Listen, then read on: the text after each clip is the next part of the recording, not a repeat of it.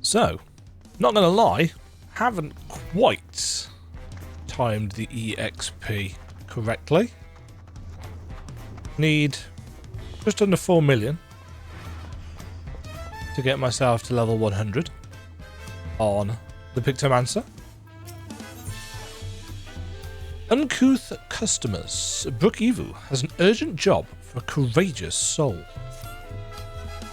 Demagen, I was wondering when you'd be along. Not a moment too soon either. I've got an urgent job that needs doing and there's no one else I'd entrust it with. Of course, you'll be wanting to know the details. It's a long story, so why don't you grab a seat over there? I'll join you shortly. Nod. Oh, yes.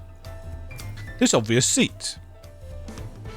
We're not going to get as good frame rate on this as I have been. My graphics card has had to go back. It was making a weird noise, one of the fans was. So I'm back on the 3090 for now. It's probably not going to make a huge amount of difference because FF14 is CPU limited, but we'll see. Now that we're all settled, allow me to introduce myself properly. I'm Brook Evu, proprietor of the Bunch of Letters. As you know, my establishment's open to anyone. People hailing from across Tural and sometimes further come here to whet their appetite and slake their thirst. Given how we turn no one away, it's inevitable that a few bad apples might mix into my motley patrons, and therein lies the rub. A particularly rotten bunch was here not long ago.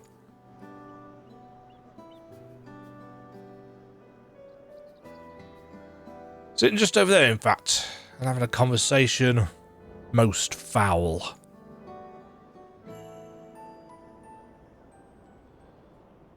It was Thancred and Uyange. And thank you all for coming here so far from your respective homes.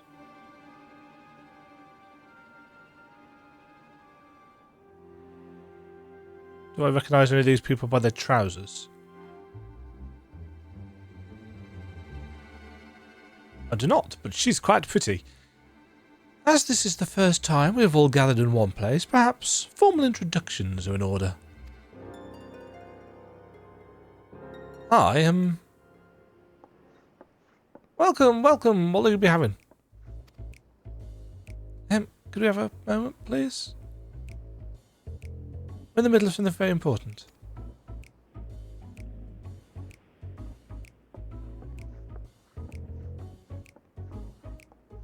Now then, where was I? Yes, I'm Apyahi?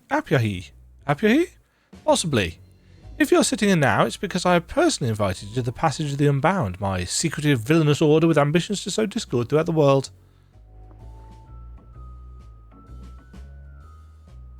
Huh. Villains do not often call themselves such. Nor do secret orders have their meetings in places where all eyes can see. Nod nod. What do you know? Your snide remarks only ruin my carefully constructed atmosphere. If I had time to think of a suitable slogan, you'd understand that words are everything.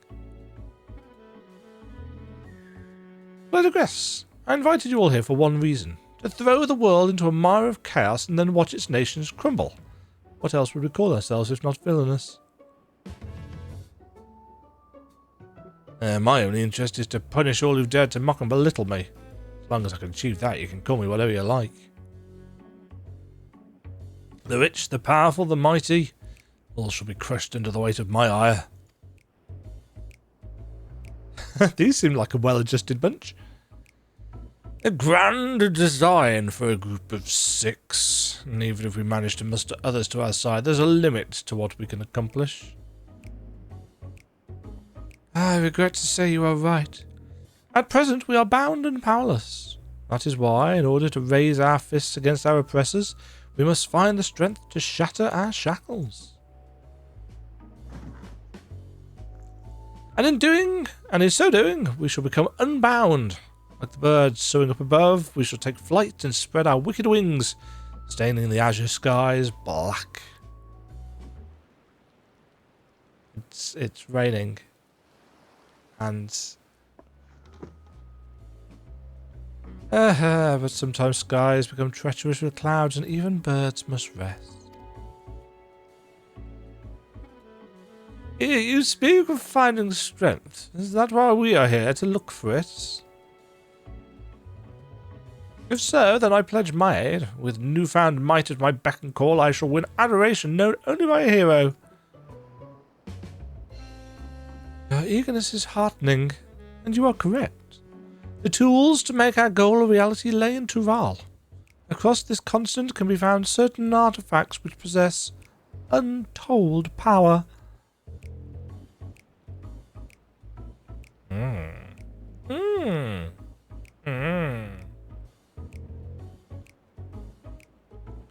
Did you say artifacts? Oh, I sense an adventurous hunt for instruments of devious devilry ahead. My imagination is overflowing with images of the new forms my trickery might take. I dare say the world is not ready. Yes, well, to get to the heart of the matter, the objects are held by the disparate tribes which make their homes in the Tural continent, where they have been passed down through generations as sacred treasures. Whatever stories these people have attached to their so-called treasures matters not. Each contain the essence of fearsome beasts called Tural Vidral. And with them in our possession, none shall be able to stand against us. We shall take the objects for ourselves, bring them across the sea, and use them to undermine nations far and wide. The means by which you each choose to do so I leave in your hands. I ask only that you do not disappoint.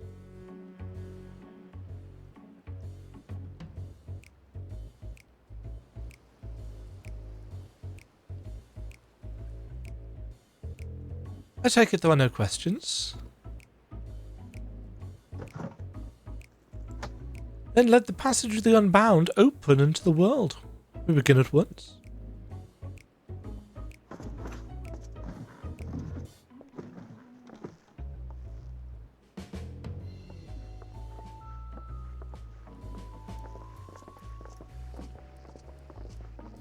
What? I didn't order a single thing. And also, they was plotting world domination, which is possibly different to profits.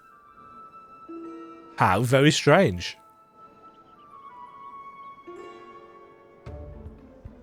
That's the long and short of it. What do you think?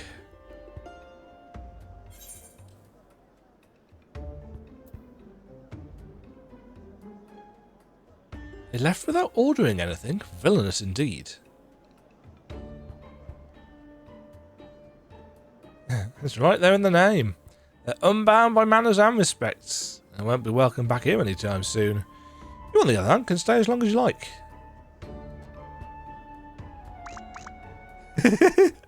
Comedy nod. Of course, we had a duty to report what we heard to the Landsguard. We did, but it didn't make a damn difference, because soon we learned those unwelcome guests had teeth. Not long ago, one individual from a remote tribe came here seeking help recovering a stolen relic. Then another came with the same story, then another, and another, and so on. Oh. By the time we realised the passage of the Unbound was a real threat, they'd one and all made their way across the sea with their ill-gotten gains. Each tribe sent one of their own to recover what was lost, but being in a strange land, they're at a disadvantage. That's why I've been looking for someone who knows every corner of Eorzea and beyond. Now, I know your business in Tural, or else you wouldn't be here in the first place. But if you could take the time to advise Majun out, you'd be doing a service to many who'd really use a helping hand. Hello? Rather disturbing smile. Well, that is an interesting setup. I had the weird idea that we were going to have to try and ingratiate ourselves with each of the villains and then mess them up from within, but I guess not.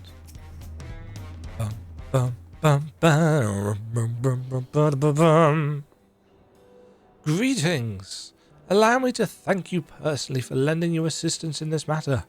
We've been quite desperate for someone suitable. Greetings, Ralmajun. At the risk of becoming a daily nuisance, I must ask, have there been any developments you might share? A nuisance? Why, post the thought. You've come just in time, in fact. None other but the vaunted Demagen. The vaunted. Has agreed to aid the search. Finally! A fortunate turn. So long as our sacred treasures are in wicked hands, our home shall know no peace. To say nothing of the danger they pose to other nations. If these thieves really do intend to stir up chaos across the seas, then you had better depart on the next ship. Or use the Aetheryte. But before you do, it might be proper to introduce you to those who have come to Tuliolal in search of aid.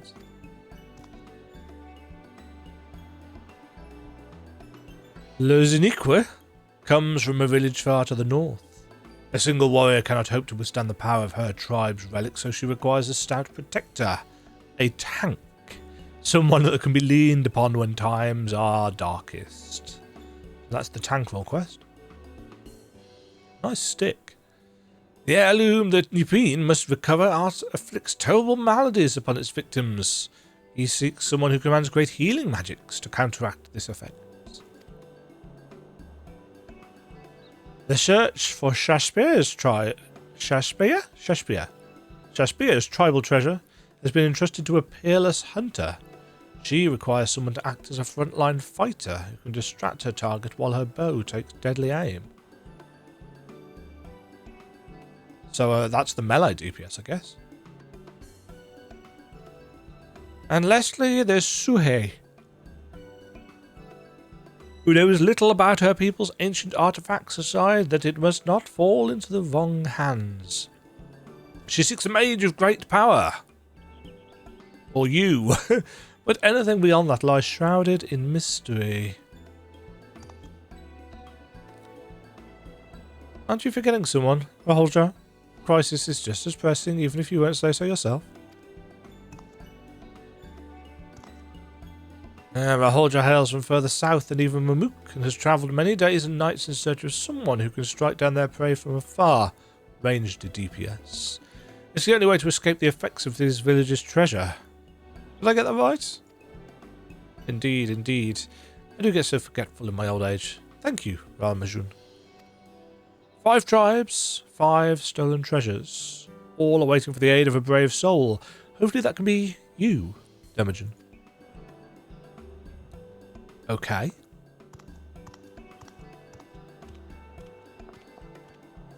Of course, I'll share all that I know on the matter. You only need ask. And know that will not hold it against you should you choose to assist only those for whom your talents are best suited. So long as you do what you can, the people of Tural, and maybe even further, will be in your debt.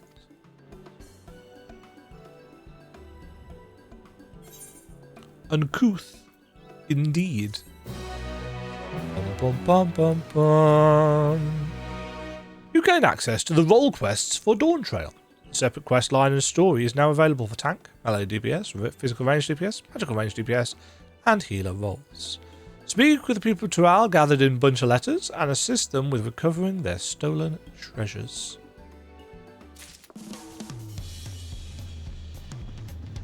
Okay. Suhe. Power Forgotten. Level 90.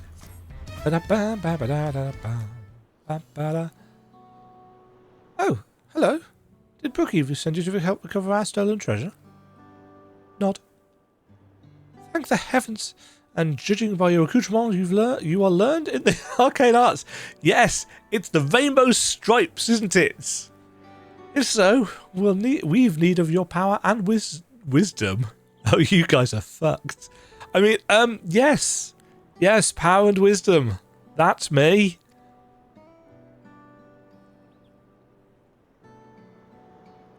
Truth be told, it's wisdom that we require. Oh no, you really are screwed. You see, even though the treasure's been guarded by our people for generations, we know little of its true nature. Oh. In ages past, the forests of our homeland were plagued with terrible beasts, a constant source of fear and danger. To combat this menace, our mages spent many moons researching the treasure known as the Perch of the Apex. Upon unlocking its secrets, they were able to drive the monsters from the woods, bringing peace at last. With the threat all but eradicated, our forebears forbade any further use of the treasure and enshrined it within the village. As the years passed, we slowly forgot what it was to live in fear. Yet as our struggles faded into memory, stories surrounding the Perch of the Apex became legend, then myth. Now non-living is certain of its true power. Yet the peace was shattered by a member of the Passage of the Unbound. This villain wheedled his way into our trust, then stole upon my husband, the treasure's appointed guardian, catching him unaware with a terrible blow that left him unconscious. He is yet to awaken, so my daughter, Typica, has set forth to retrieve what was stolen. Unlike her father, she has no skill in the arcane arts and chose the path of the sword. That's why I've been seeking someone with the knowledge she lacks, should the ancient power be unleashed. Please, if you can find it in your heart to help Typica, I would be forever grateful. Tap chest.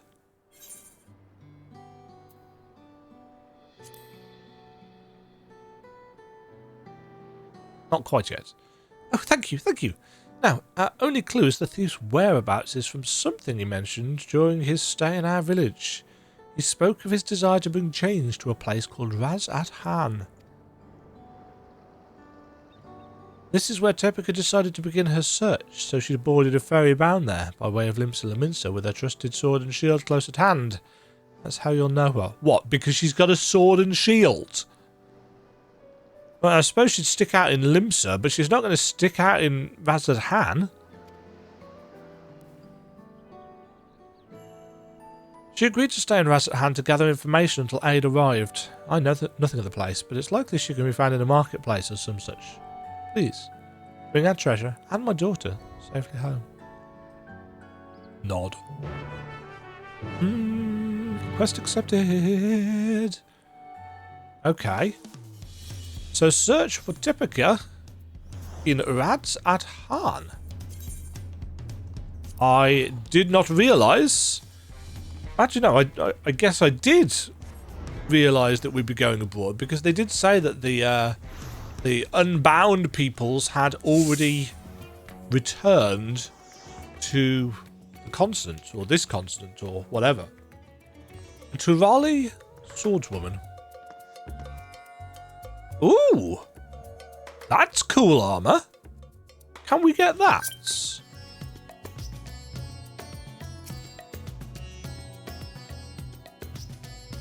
I mean, not as a Pictomancer, obviously, but as a tank. I wouldn't mind that armour. Hi. Oh, are you looking for me? What's the weather for? I'm here to paint you. Imogen, did you say my mother sent you? I take it she's already explained the details, such as how we know next to nothing of the treasure and its capabilities. If only the legends passed down to our forebears to go on. They speak of a Turavidral of an owl who once terrorised the forests, whose soul is sealed within the Perch of the Apex. The tales have only become more vague as the mists of time obscure the treasure's origin.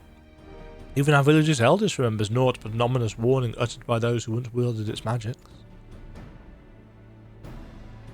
The master of the Apex shall be showered with good fortune, yet leave only sorrow in their wake. It's clear that despite owing their safety to the Apex's power, our forebears viewed it as something to be feared.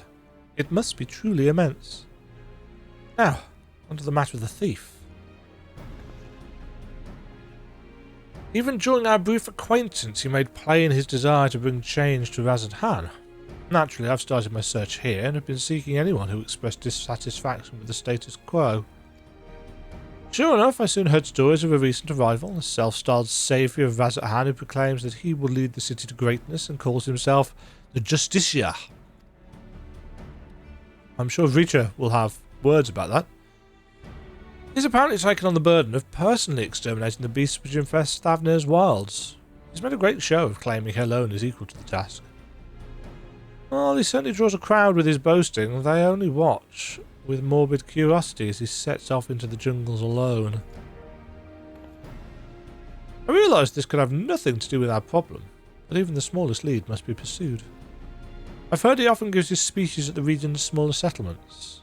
So, shall we go to see this Justicia for ourselves? Nod. It's decided.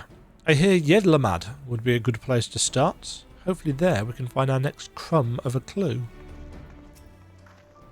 Damage and wound luck. This boy saw the very man we seek. It seems he gave the same grand speech about saving the people, claiming that danger lurked nearby before venturing forth to combat it alone. Yet the raiding host could not well stand idle if they were truly beasts of foot, so one of them followed him. All we need to do is pick up their trail. He ran towards the shroud, but you might be able to spot him from Kajaya's footsteps. You can see the old forest from there. Thanks. You've been very helpful. So, Temujin, let's head there and see what we can see. Well done, Hiram boy.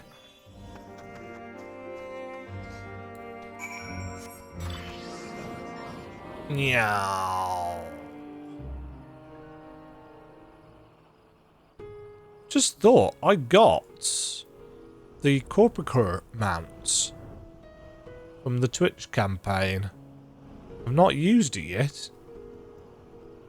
Probably because I spent 7.5 million gil on this really cool bike, and it goes quite nicely with my glamour. Because glamour is end game. Oh, it is this place. I thought it was going to be this place.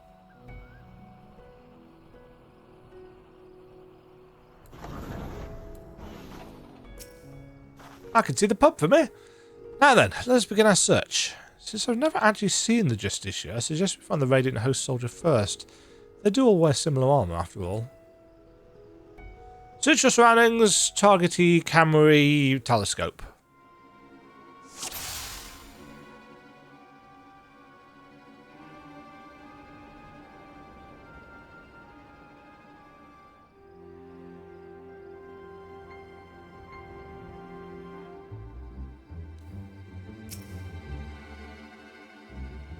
Whatever that is, it isn't moving anymore. Could it be one of the fiends the Justicia is after?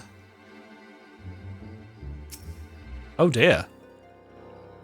That must be him, but what happened? We'd better get down there quickly. Oh dear. It looks like he's been brained with a big rock.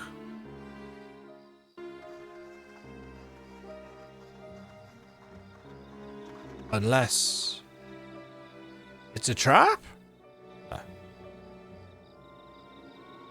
He's dead. Ah. Not to worry, Demagen. He's unconscious, but otherwise appears unharmed.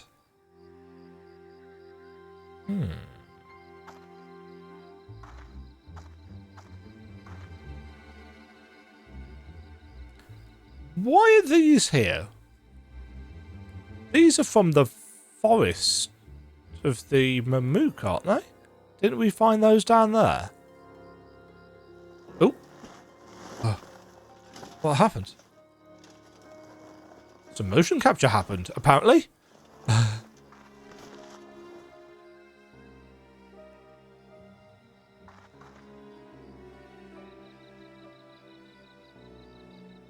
We heard you came here in pursuit of the Justicia. Do you remember anything? Yes. I eventually found him. He was confronting that fiend that now lies dead. But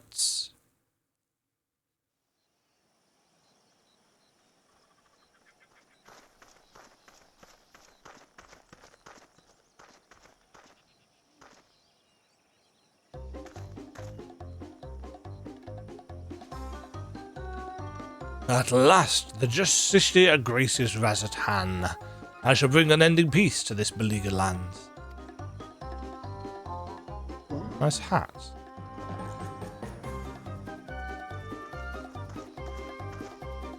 You are brave to follow in my path. You indeed possess the mettle to even consider the terrors which threaten our home, let alone stand against them. Yet courageous though you may be, you are far too weak to follow beasts so mighty.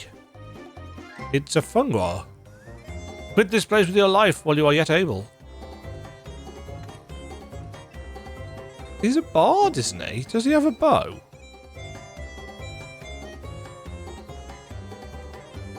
I am of the Aiden host. If I ran from such meagre prey, I would become a laughingstock. How bold! I look death in the eye without flinching. I doubt not your conviction to defend Razatan, yet I believe it pales before mine.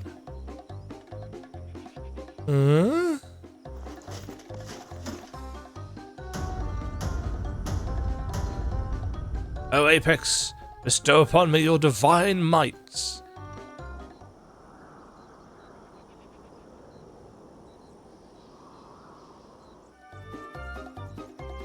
Do not heed my call.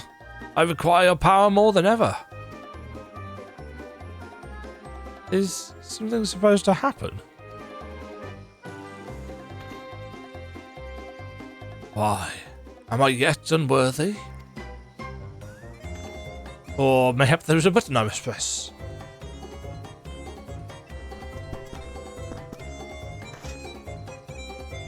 This is not what I expected. Stand aside. I'll dispose of this pest. Just give me a moment. It cannot end like this. I won't be made a fool. Come on, you mouldy trinket, work. Transform me into the hero of Razatan. Oh?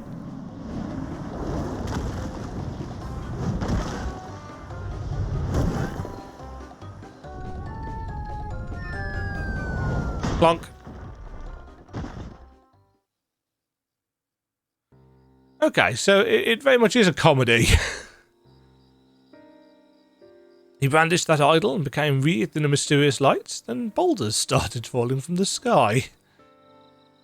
Down they came, one after the other.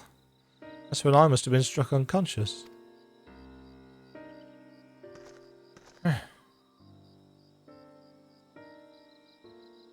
I recall only faintly, but I think I heard the man mumbling, quite excitedly, as if he'd come upon a sudden revelation, or as if he was overtaken by madness.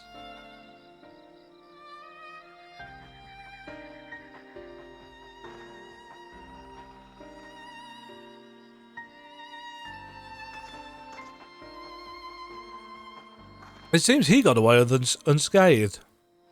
Either he had an incredible stroke of luck, or whatever he was beseeching to actually answered. It's as I suspected. This Justiciar is the selfsame thief who stole the perch of the Apex. I didn't realise how glowy it is. But no doubt he's long departed from here. First I'll escort this fellow back to Yidlimad and keep a close eye on him. Head wounds can have dreadful after effects. Yep. Oh, I'm very, very familiar with that, unfortunately. I suppose there's a story there that I should tell. I got bludgeoned over the head when I was a child after a dispute with somebody that I was at school with. Nothing serious, unless you count my obvious mental state serious. But there was a surprising amount of blood. Had to have my head glued up. Wasn't deep, but... The soldier made his way to Razatan to make a formal report, and what an odd report it will be. His account seemed to align with legends of the treasure's power. The wielder escaped unharmed and brought ruin to those around him. Could those falling rocks have been a freak accident? I'm not so sure. You won't believe it! He came back!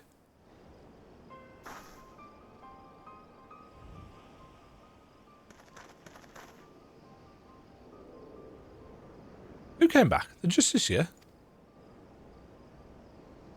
Yeah, not long after you left. He said he beat up a monster that knocked out a Radiant, and he was laughing his head off. Did he really do that? Is he really stronger than the Radiants? No.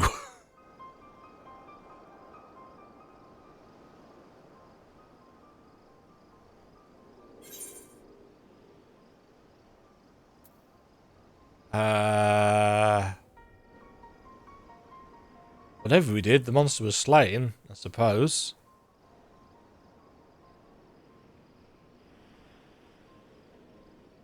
Well, my mate can't stop talking about him. He wants to be just like the Justiciar. His mum and dad weren't happy about that, though. I'd advise you and your friend to look for a different role model. We thank you for telling us what happened.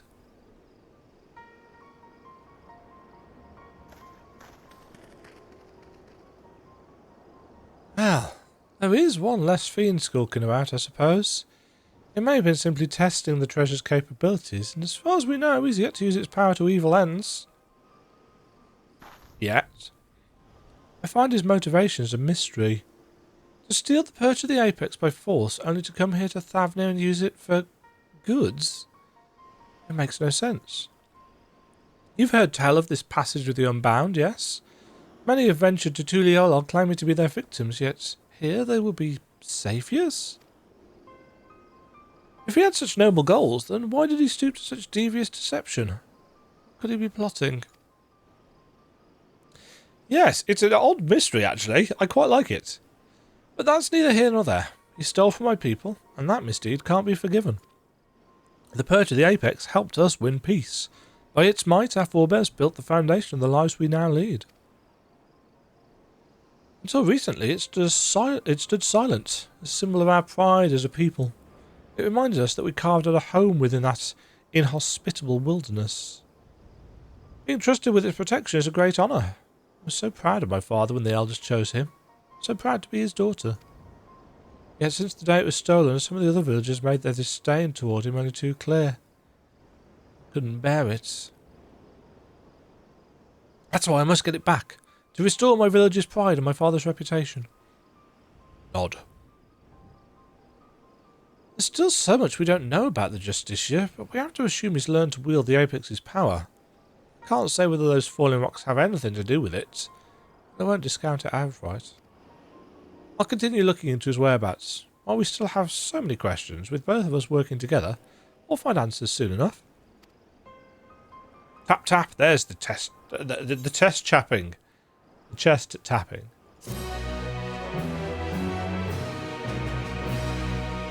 The next role quest will be available at level 92. The Brand of Justice. Ah, I'm afraid there have been some developments that are less than encouraging. News of the Justiciar's actions have spread throughout the city, and with each retelling his deeds become more valorous. The younger citizens in particular seem to view him as something of an idol. Despite the creatures he hunts posing no real danger, he'd paint them as mighty beasts in need of felling. Of course, the Radiant host are far too busy to trouble themselves culling every pest that casts a sideways glance at the city gates. Yet the Justiciar has twisted circumstances to his advantage. He proclaims to anyone who'll listen that the Radiant host shrink with terror before these beasts, and that he's the only one who can eradicate them. The Radiant host have been doing this job for a long time. How are people believing this shit? You might expect such claims to be dismissed as wild ramblers, yes. It seems no few people have fallen for his ploy. Because people are stupid. The whispers of his exploits among the youth have practically grown into a clamour. Yet we mustn't be discouraged, for his increasing fame only makes it easier for us to sniff out his trail. And where better to start than Razahan? I'll see you there.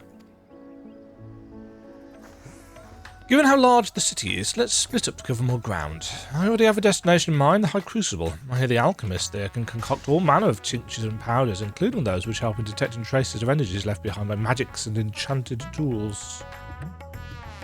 Fallen rocks have invariably marked locations where the Justiciar has performed one of his feats, and I believe an alchemical mixture can help us determine if their presence is the work of the treasure. I'm hardly an expert in such concoctions though, so I'll seek advice at the High Crucible. While I'm doing that, I'll ask that you go to the Hall of the Radiant Host and see if they have any new information on the Justiciar's whereabouts. Does that plan sound agreeable to you? Great. Now that we both have our tasks, let's get to them. I'll meet you back here once my business is done. Okie dokie. Our aching souls. What is that? Oh, is that the Endwalker thingy quest? Well, quest, which I haven't done. Probably is, isn't it?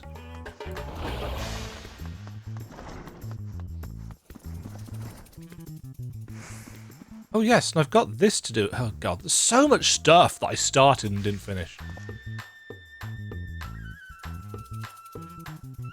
I'm tired of hearing about this Justicia. His popularity among the city's younglings is quickly becoming a cause for concern. Charged we might refute his claims that the Radiant hosts are allowing monstrous beasts to run amok unchecked. You know how young minds are. Impressionable.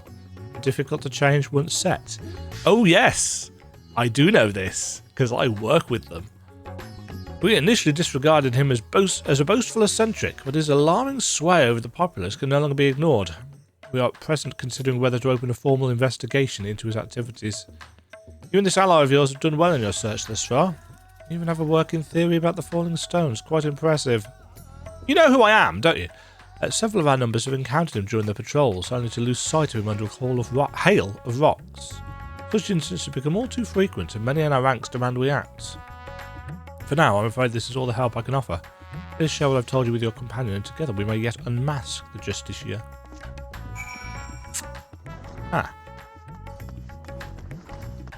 Yes, the fact that his power seems to be somewhat limited to rocks fall, it's not the kind of mighty artifact of tremendous power that it's kind of rumoured to be, but let's be honest, he probably doesn't have a fucking clue how he's using it.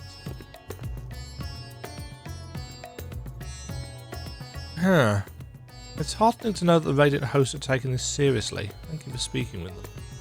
I have good tidings as well. I explained the situation to the alchemists, and they provided a powder that should help detect traces of magic in the surrounding environment. I say help, because the powder reacts only faintly on its own. To function properly, it requires the skills of one practiced in the arcane arts. Luckily, I have you. I committed the locations of all sightings of the Justicia to memory, and the closest to us was at the Perfumed Rise. Let's hope this powder works as intended.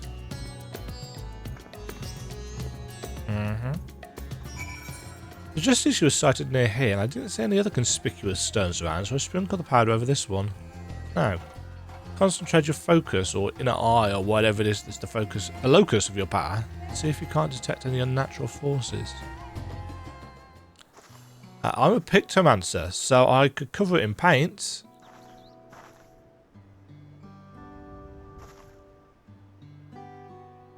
Odd. Why are we waiting for approval?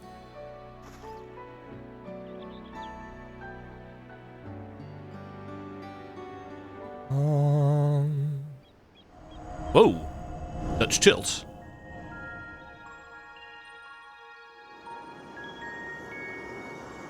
Whee! I'm getting dizzy.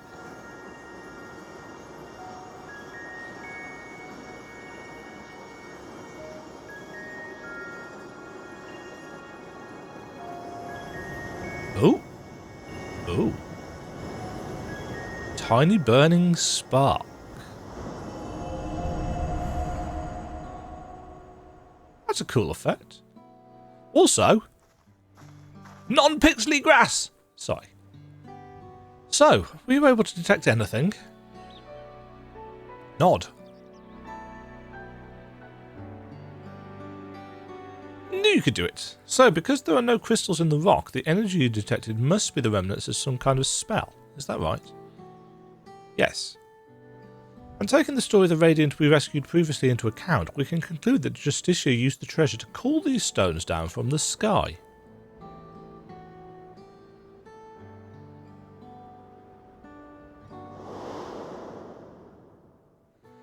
At least we now have an inkling of its true nature. Even so, not every question has been answered.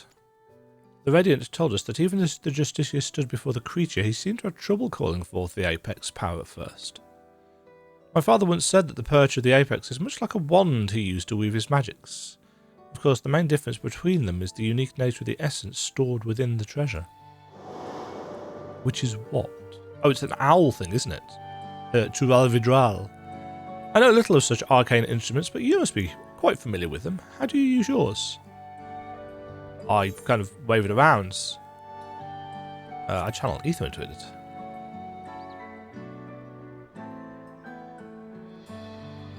I see. Even with the right instrument, spellcasting requires the use of specific techniques. The Justiciar seems to lack any such expertise, so how did he tap into the treasure's power? I suppose the perch of the apex possesses some unique method of activation. When I spoke to the representatives of the other tribes about their treasures, no one mentioned special techniques being required. Not that the relics should have much in common to begin with. Hello. You two. Did you see an Ori girl pass through here by herself? I'm afraid not. What happened? Hey, I recognise you. Both. Here are the final days, no recent visitor from Tural. Apologies for the imposition, but may I beg your assistance? It's all that Justiciar's fault. The girl said she was off to join that fool's crusade and ran out of Gedlamad before anyone could stop her.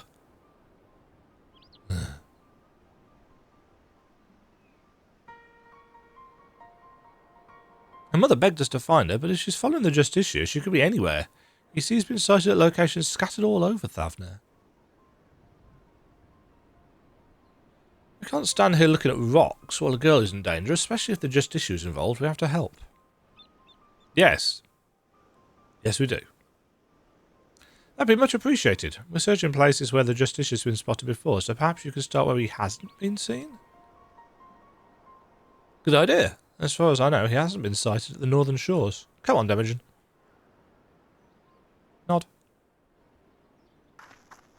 I love how nobody's questioning in the slightest the very high-tech garb that we are wearing. Of course, naturally they cannot do so, but it would be cool if there was, eventually a game where NPCs could react to all of that kind of stuff.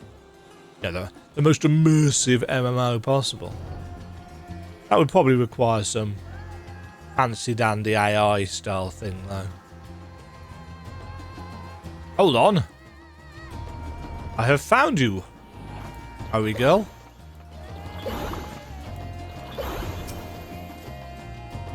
There are more pressing matters at hand. Blats. Blats. Blats. I was wondering why they were so weak and then realised, yeah, we're on the level 92. Is it 92 that we're doing this one? Yeah. Got a ways to go yet. Oh. I wonder what that was. She's tiny. I heard fighting, so I came as fast as I could. It's a good thing you arrived in time to save the girl. Thank you, miss. Thank you. It's my little girl voice. I'm glad you're safe, but your mother must be worried sick. You shouldn't wander off like that, especially not to look for a trickster like the Justiciar. What? You mean he's a bad man? Yes, exactly. He's stolen important treasure from my village and now he's using it to make himself look brave. But he needs it to kill the monsters, to protect us. That's no excuse for stealing. Might have fooled you younglings, but the Radiant host know what he's up to. Well, he said he'd save us from the monsters. He's our hero. Radiant said we shouldn't be scared. But we all know the Justiciar is the one who keeps us safe. We don't need the Radiants anymore. No hero can save the world alone. Not even me. And we killed a god. I'm sorry. I shouldn't say bad things about the Radiants. No, you shouldn't. They've been working to keep you safe for years. They protected everyone in the final days. I guess I forgot how much they care about us.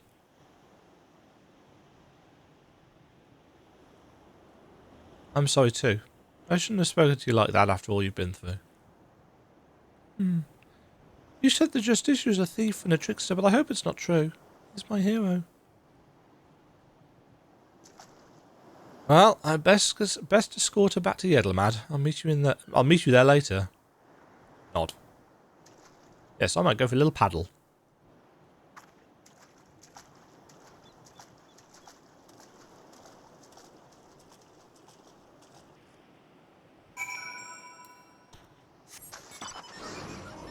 Yeah.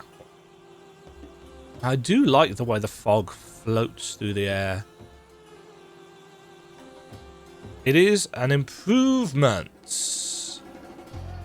And as I've said multiple times in my MSQ playthrough, which this should be coming out after, it's the little things that add up. No big sweeping changes.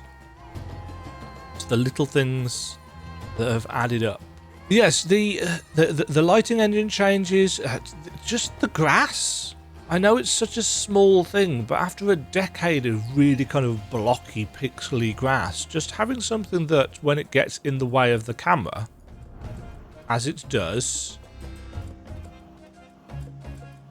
you know, this is just, it makes a difference because it's more in line with your expectations in 2024 about what grass should look like in a video game.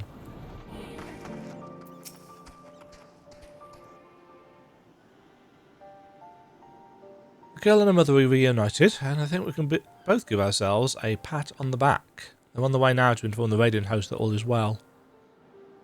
I would like to apologise for before. I let my emotions get the better of me and harangued the poor girl when she was hardly to blame for anything. I really should have been scolded myself. No. Really?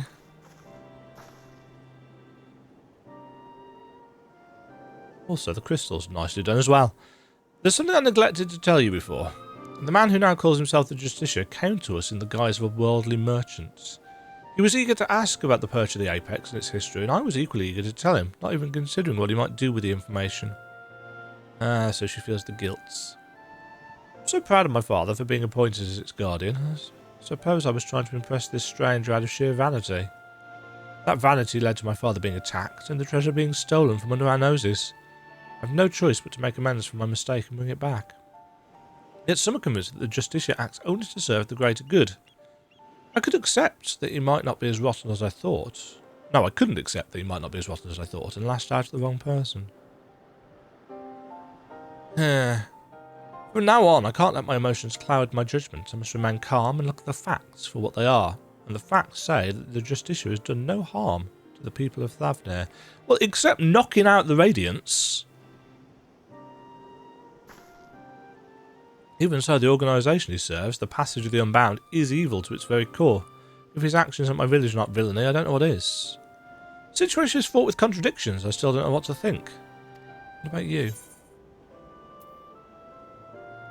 Even if he hasn't attacked anyone, his actions are stirring unrest. I agree. He speaks of justice and heroism with great bluster, yet there's something we are missing. Thank you for your wise words. I sometimes find it difficult to keep my heart from skewing my perspective, so I'm grateful that you're here to help me see clearly. So it seems our objective is unchanged. We track down the man who stole my people's sacred treasure. Whatever his intentions may be, unravelling them comes secondary to find the man himself. I'll continue to pour my every effort into the search, so stop by from time to time. I may have something new to share with you. Odd. A brand of justice. Ba-ba-ba-bum. It's kind of weird how I waited until level 99 to do this role quest with the idea of, oh, well, if I save them all to do at once, then I won't need to break up the recording and this, that, and the other. And it turns out that basically everything has conspired to essentially be broken up. Anyway. GG life. GG. The seeds of popularity. Imogen, I hope you've been well. I have not. Since last we spoke, the Justiciar has been busy felling fiends all across Thavnir, leaving a trail of witnesses behind in his wake. More than a few have reported seeing stones falling from the sky, which all but confirms our theory that the treasure is causing the phenomenon. The stories share one more peculiar commonality. It seems the pests he hunts have all been of the seedkin variety. Why he avoids beasts of flesh and blood is yet a mystery. It bears mentioning that each of these eyewitness accounts come from people who were rescued by the Justicia, who invariably appears just as these creatures attack. In fact, the Justicia has been there to save the day in every single instance of seedkin related mischief. Awfully suspicious, if you ask me, and I'm not the only one who thinks so. Some among the Radiant host have suggested that the Justicia is planning these assaults somehow, so he alone can reap the glory from thwarting them. I agree, and I think this should be our next avenue of investigation. Many of these incidents occurred near the Giant Skull grounds, so we should start our search there. If we can find one of these monstrous plants before it finds hapless prey, we may be able to shed light upon the Justicia's methods. Time is of the essence, so let's leave at once. So, is he using seedkin because he doesn't like the sight of blood? Yeah, because a lot of this seems to be somewhat inept villainy, doesn't it? Maybe it's a wooden totem and therefore it can only create floral fauna. That's a terrible oxymoron. Well, it's not an oxymoron, is it? Floral fauna. I don't think that counts as an oxymoron. It's certainly weird. I think he was here earlier when I passed by. And I do mean earlier. It's been multiple hours since the last section that I recorded. Because of course it has. Because my life is pain right now. But let's not turn this into a Pity the Gelf party. Pity the Gelf? What's that from? That's from an episode of Doctor Who. Any moving bushes? Slithering vines? Not here in any case. Damaging, I'll search the western path. Why don't you search east? Nod. If you see something, don't strike to kill. Weaken it, then capture it with this rope. We'll learn much more from a live specimen. Okay. I shall attempt not to murder it horrendously with my somewhat OP Pictomancer probably getting nerfed soon abilities. Thing is, I'm not sure Pictomancer actually needs nerfing. I think the other big nuke classes kind of need buffing up a bit. Baby marble.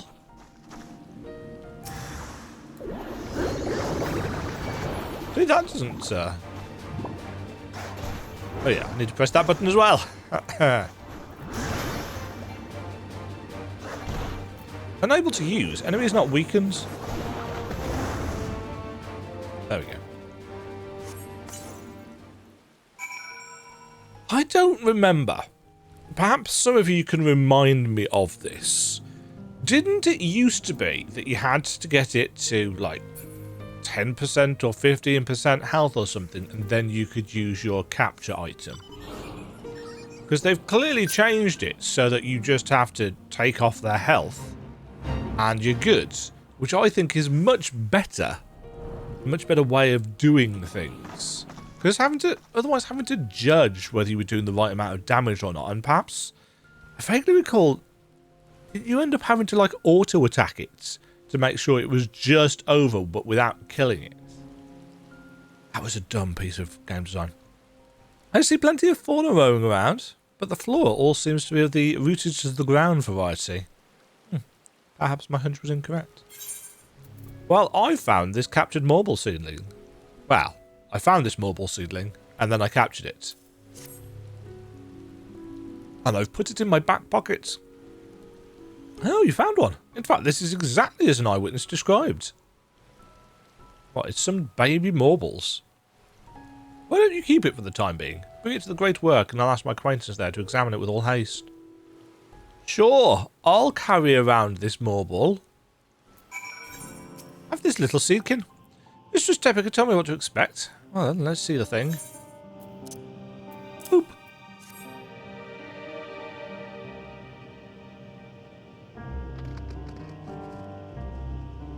Oh, I didn't expect it to be so diminutive.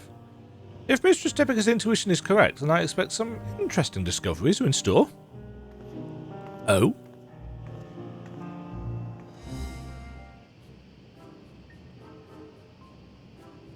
Bum, bum, bum, bum, bum, bum. You brought me quite the fascinating specimen. Indeed, I can say for certain that this creature's growth isn't natural in the slightest. Biologically, it's still but a sapling, as you can tell by its size, yet it is the result of a specific alchemical mixture which is used to spur the growth of seeds and mycelium to an unnatural degree. The agents have a side effect of making the creatures more aggressive, which explains why such a small specimen would so boldly attack beings larger than itself. Yet the solution requires ingredients most rare, and the cost of procuring enough to synthesize it would be beyond the means of most. So, whoever is behind this, they are likely well heeled. As for the creatures themselves, if they're all grown artificially, perhaps that explains why most of the incidents involve small seedkin. Rather than wait for them to mature naturally, the Justiciar must have accelerated their growth so that he could deploy huge numbers over a short span of time. So he's essentially a villainous gardener. In fact, his plan likely requires there be small weak foes in order to guarantee his victory. After all, the great Justiciar can hardly be expected to bear the blemish of defeats. With these new details brought to light, it's almost certain he's staging these attacks on the common folk. Now we have a new perspective to guide our search. Perhaps you should return to Yellowmad. I hear the Justiciar is the talk of the village, and they doubtless have stories to share.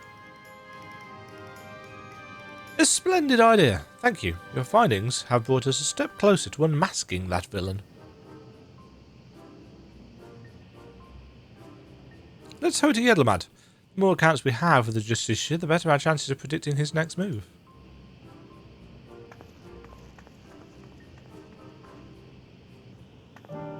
It's not the world's deepest, most involved storyline, but it's alright. You know, I don't think any of the role quests really have been super duper amazing exciting. I'd argue that Shadowbringers ones were potentially the best because of how they tied into the overall narrative of the Warriors of Darkness. Rest assured, the Radiant host are well aware of the Justiciar. Every day we receive more reports on him combating beasts in the surrounding wilderness. These encounters are never on well-travelled roads, it seems. They occur in remote regions that we scarcely patrol, along routes that are only used by a small number of merchants and porters. We've concluded that the Justiciar either has uncommon knowledge of the behaviour patterns of these creatures, or that he keeps close company with the merchant who travels these obscure paths.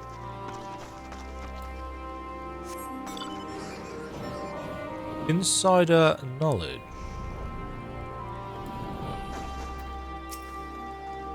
Hey, don't tell me you've come chasing that half-baked saviour. The younglings may be taken in by his honeyed words, but anyone with experience can see that he is nothing but a charlatan, and I have a story to prove it. A merchant I know took a tumble as he was transporting his goods. Not long after comes the Justiciar, looking chivalrous as you please in his shining armour. Did he offer a helping hand? No, he ran off with nary a glance backwards. He may go on about slaying beasts, but a real hero would never ignore someone in need, even if they were just suffering from scraped knees and a bruised ego. True that. For we are a real hero. Ooh. Oh, you want me to learn more of the Justiciar? He's amazing. I was lucky enough to catch a glimpse of him on the road leading here, facing out a fearsome creature. I don't know how he did it, but he called down rocks from the sky to knock that thing flat. The Radiant hosts were away on patrol, so if he didn't come to our rescue, the brute would have marched right into our homes. He shouted that he was the saviour of Raza'an, and even waved at me. Oh, he looked so impressive with the sun shining behind him. He's very much a showman. Very much a showman. Says the trained drama teacher. Ahem. And arguably would-be entertainer. Demagen, do you have a moment? I'm having a little trouble here. I sought this merchant out because I was told he dealt with the alchemists in the Great Work. I thought he might know something about the Justicia, but when I asked well, he's been like this ever since. Apologies. I was just surprised that you would ask me about that madman. What connection could he possibly have with me? The fiends he fights are grown with rare alchemical materials, and we're thinking maybe staging these encounters. Since you deal in such wares, I wondered if you might know how he came into their possession. I don't know what you're talking about. I've never spoken to the man. I very much doubt that. Perhaps he'll be more receptive to questioning from you, Demagen. I'm gonna cover you in no, I'm gonna sit that paintbrush. No. He seems to have intimate knowledge of trade routes and alchemy. Who taught him, I wonder? Come now, any merchant with a nose for profit has good relations with the alchemists. By your way of thinking, any one of us can be in league with Verzan. Verzan, you say? Who's that, may I ask? Oh, bollocks. What? No, did I? No, that's my name.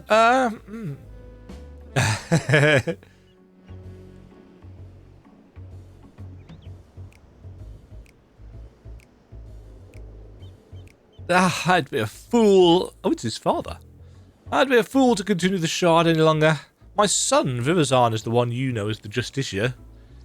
To be suddenly confronted with this litany of misdeeds, I quite lost my composure. You're his father? Then do you know how he came into possession of such rare materials and knowledge?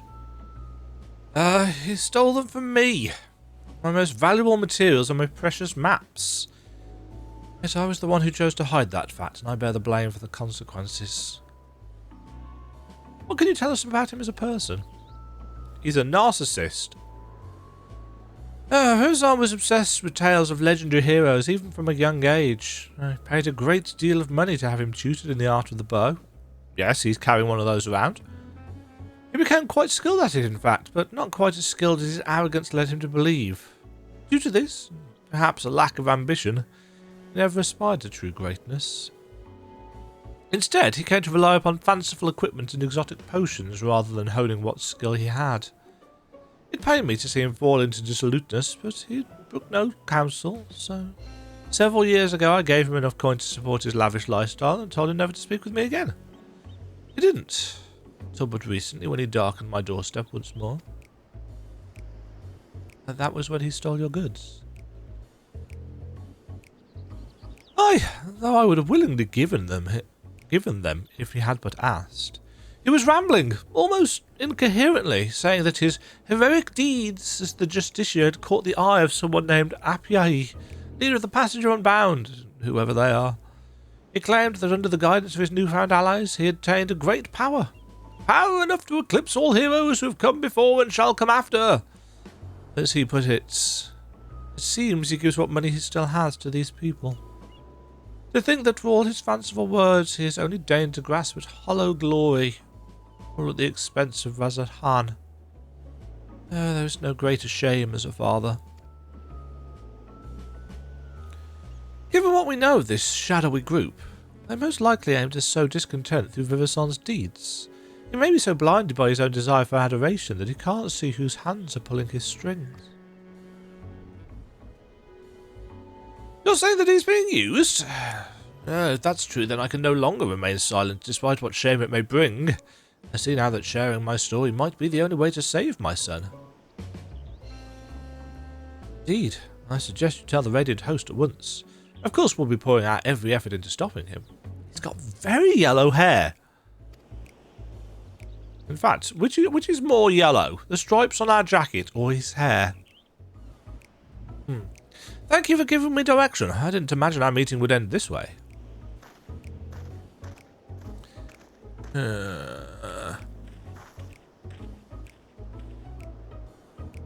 Truth be told, I'm not entirely unsympathetic towards Verzan. I basked in my father's reflected glory while having none of my own to speak of. The glory Verzon seeks is similarly false. I too shall visit the Radiant Host and have them spread word of the Justicia's true nature. If the people are wise to his trickery, they'll be far more likely to aid us. They'll soon learn that a legend built on lies is no match for true heroism. I really like the shiny eyes. Gives a lot more life to them. Although I have noticed that on occasion the lips on character models look a little bit lower. Action learned, Star Prism, and Enhanced Pictomancer. What is Star Prism? Deals unexpected damage with a potency of 1400 for the first enemy, 6% less for remaining enemies. Restores HP. Can only be executed while under the effect of Starstruck. So only when Starry muses. There are a lot, I'm noting, of very situationally linked abilities in Dawntrail. I think part of it is because button bloat they're trying to avoid to an extent, but equally it does make things feel a little bit more convoluted than perhaps it should necessarily. Maybe that's just me. Let me know down below if you've reached the level cap. What are you thinking about these very situational abilities? Like, there's one that Scholar has. Complete aside here, I appreciate. I actually haven't got it yet, I don't think. But Chain Stratagem turns into Baneful Impaction. Oh, actually, I've got Baneful Impaction, or at least I will have. But yeah, that's on a 2-minute cooldown. So a 2-minute cooldown for an extra single button press. It's like, well, I mean, don't get me wrong. It's a dot, so it's going to be usable at the start of, you know, basically any decent combat. But it's like, it's a weird choice. It's a weird choice. Now, it's not that I dislike it, because it means that it's very situational in terms of when you can press it, but equally, it's very situational in terms of when you actually get to press it.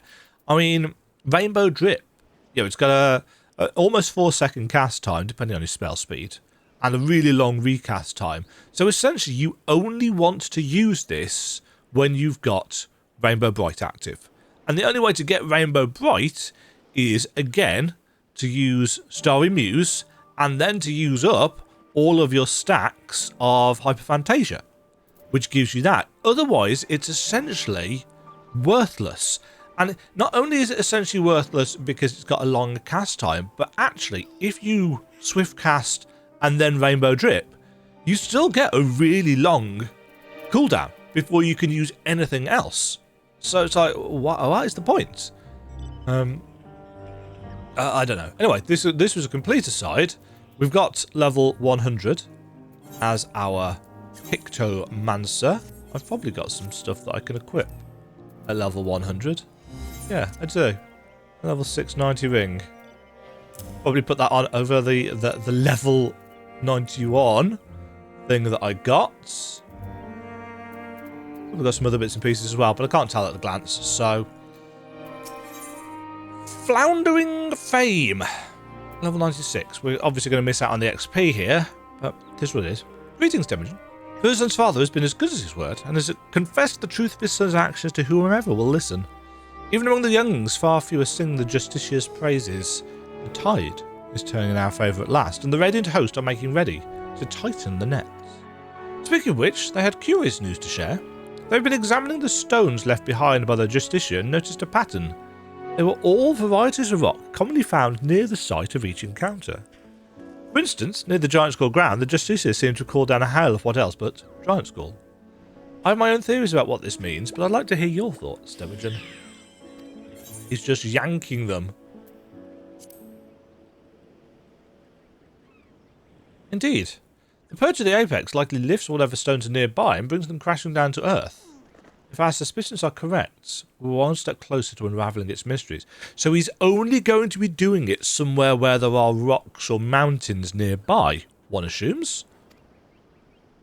But despite these favourable developments, the Justicia's popularity remains a problem. Even with the recent blow to his credibility, his most ardent followers still idolise him. In fact, I hear he's handing letters to the youth of Razad-Han, though the contents are closely guarded secrets. All the more reason to investigate, don't you think? Once we get to Razad-Han, if I question people around the marketplace, could you cover the city's western quarter? That's where his younger followers tend to gather. After you collect enough information, let's meet to share our findings. See you again in Razad-Han. Okay. Gathering information from kids. Great. Back to my day job then. The Justiciar gave me that invitation himself, only for some thief to snatch it right out of my hands. Huh? You believe in the Justiciar too? I didn't have a chance to read the whole letter before it was stolen, but he's gathering his most devoted for a special audience. The bastard who stole my invitation is clearly up to no good. He even muttered something about getting revenge. But who could hate someone so noble? Uh-huh. Yeah, I know about the letters. Me and my friends didn't get one, though. The grown-ups get angry if we talk about the Justiciar. But guess what? I heard Zashel talking about him over by Marie's man. He had a big grin on his face, too. Does that mean the Justiciar isn't a bad man like the grown-ups say? Oh! You're the one who's always following that Tepeca around. I hear she's spreading rumours about this city's saviour. I won't let her harm his reputation any more than she already has, so I've nothing to say to her lapdog. Wow. Oops. I'll have you know that I'm not a dog, I'm a bunny. There's a sentence I never thought I'd say.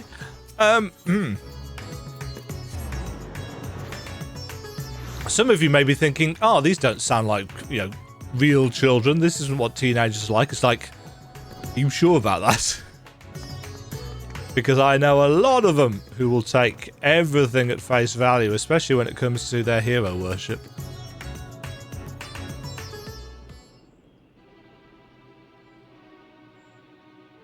Ha! It's true what they say, a fool and his gill are soon parted. Mm-hmm. Wife, isn't one of the heroes of the final days? No, this is not about that map I sold to your companion, is it? A map? What?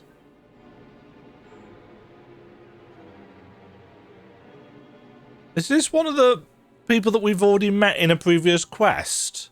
Clearly it is. You find it points the way to the vaults of Al-Zadal III, exactly as described. I may have employed a few creative methods to entice my customers, but one merchant doesn't. I'm not here about the map. Okay, this is clearly an NPC that we've met before. You're not? Of course you're not. Why would you be? What can I do for one of our vaunted heroes?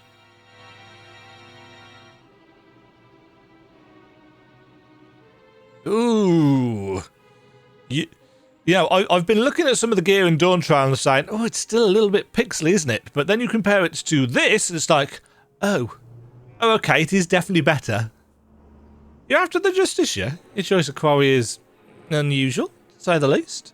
But perhaps I can help you along, eh? A young man came asking for a map to open the way to Usnare. I sold him every map I had, assuring him that one he needed was among them. I suppose he found it, as I hear those letters that were handed out contain a copy of a map. I dare say that young fellow was the Justiciar himself, and he's planning a clandestine meeting in the Usnare canals. Mind you, it appears he's no shortage of enemies. No doubt they'll try to interfere.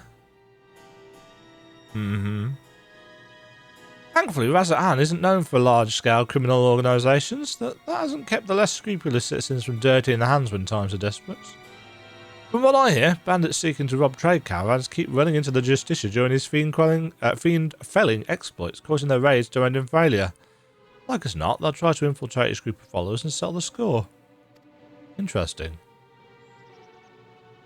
And that's where my knowledge of the matter ends. If you're wondering where the meeting place is, all I remember is that the spot marked on the copied maps is somewhere in the Shroud of the Samgler. So does that answer your queries?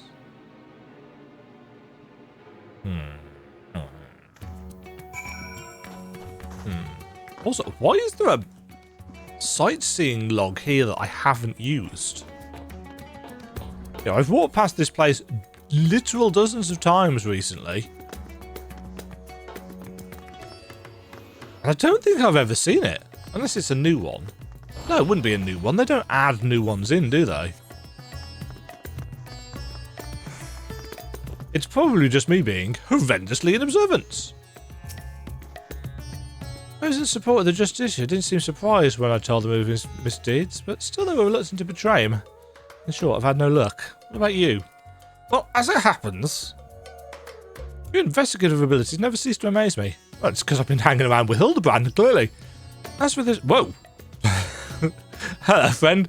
As for this gathering Virazon's planning, I expected some scheme to prop up his flagging popularity. Even so, many of his devotees are younglings ill-equipped to make the perilous journey to the meeting place. If any sense, rather than attempt to travel there directly, they'll stop at settlements along the way to rest and confirm the routes. You said the map led to the Shroud of the Sangha, yes? That means Palika stands the closest settlements. I hear many took refuge there during the final days, and it's now a bustling town in its own right. The arrival of more people hardly raise eyebrows, making it the perfect place to avoid unwanted attention while they make ready. We should head there before they leave on the final leg of their journey. I was right. Many of the youths are carrying pieces of parchment. Those must be the letters. Yeah, it seems my reputation has preceded me. I suspected followers clearly avoid me whenever I try to approach them. Still, we can use this to our advantage. None of them would dare leave Palikistan while there's a risk I might follow after. I'll keep watch over their comings and goings, but I'll make sure to leave obvious blind spots. If one of the Justiciar's followers attempts to escape the village, I need you to go after them. Yes, because we are very, very subtle in this outfit. Difficult to spot. Now, find a vantage point that affords a good view while keeping you hidden. Once you start to pursue our unwitting targets, I won't be far behind. I mean, the best approach would be to do it from the air, but that's not how quests work.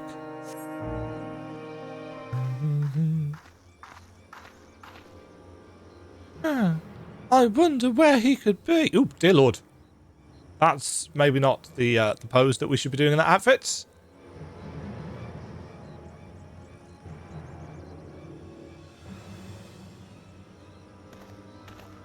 We never did use the map opening animation from the benchmark, did we? Everybody was saying, oh, I bet that's going to be a new emote that we get. Like, we didn't use it once. I don't think.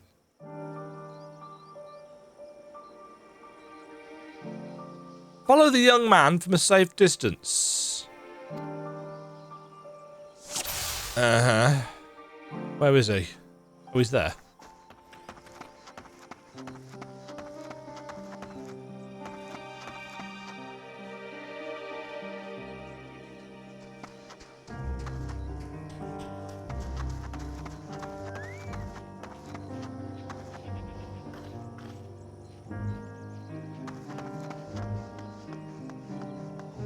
Oh.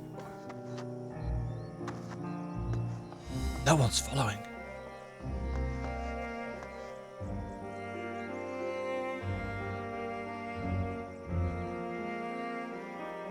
I'm in the clear. I need to hurry.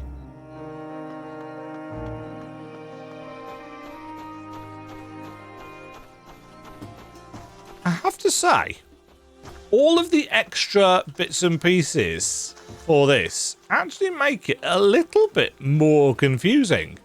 I know the idea was that it was supposed to, you know, ease it up and make it really obvious for everybody.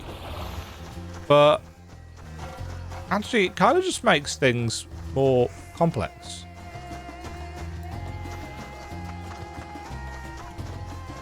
I made it.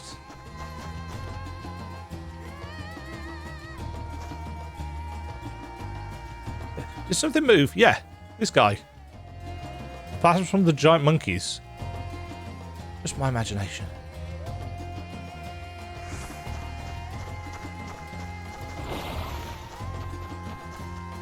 Nobody up here.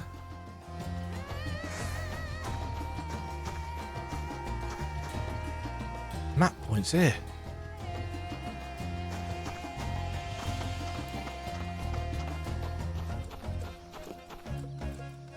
Oh, okay, that'll do.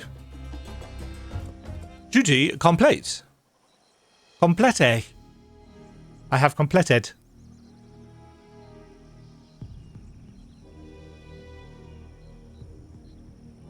The portal should be... That's a youth. Okay. Portal should be nearby, and then I'll finally meet him.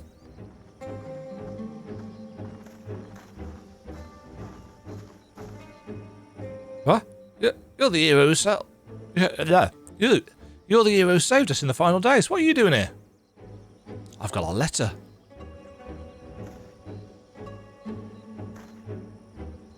So, you're working alongside that woman I saw at the village. I've heard about the rumours she's spreading, but I had no idea she enlisted your aid. The Justicia saved me, you see. I was transporting goods for a local merchant who was too miserly to even hire a proper escort. Ferocious creature ambushed me, but my saviour appeared from nowhere and saw off the beast. I owe him my life. That's why I came here, to see if there's any truth to the rumours. But now I understand I'm in over my head. I'm getting back home. Here, you can have the map. I trust you to take the measure of the Justicia and to share the truth with us all.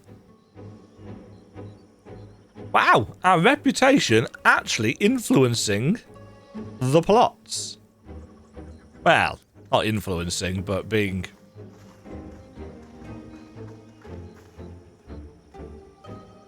useful. Apologies for watching from the shadows, but I was afraid my presence might have startled the lad. I don't know whether lad is the word that I'd use for that quote-unquote youth. I was able to hear what he said, though, and his gratitude towards the Justicia seemed genuine. I dare say the other followers feel similarly. Well, now we have a map of our own. Let's open the portal and confront Virzon.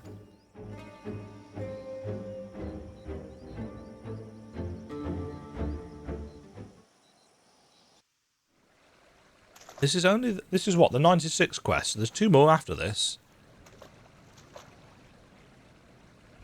It's a bit damp. Uh-oh. People are hurting. And scared.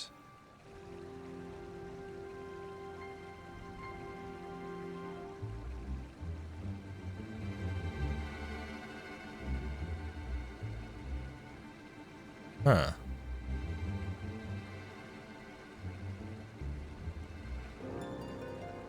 What a sight. Did the treasure cause this? Stern Demagen is stern. Nice heels. Oh my, if it isn't the hero who saved Razatan, nay, the world itself. I never expected someone so vaunted to attend my audience, but I am honoured nevertheless. Nonetheless. Oh, Squinty. Enough of your games, Virzon. Stop this madness at once. After giving you such a warm welcome, these are the thanks I get. Well, 'tis true that I was once known by that name. 'Twas merely a guise I wore until I discovered my true self. So long as I am the masked hero of Razatan, I shall not suffer any to call me Virzon. But that is your name, isn't it?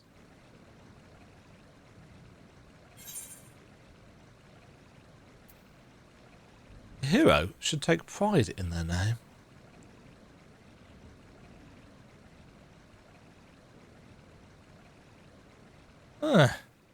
Twould seem the Justicia's meagre alter ego has been brought to light, but will he shrink once more into the shadows of mundane obscurity or embark on the next chapter of his legend?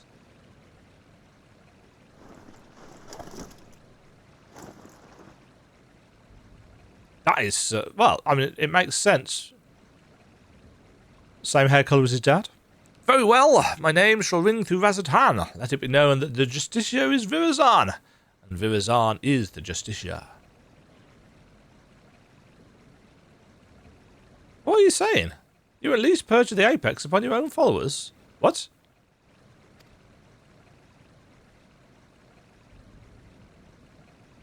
You know it's not... I feel like we've missed some dialogue there.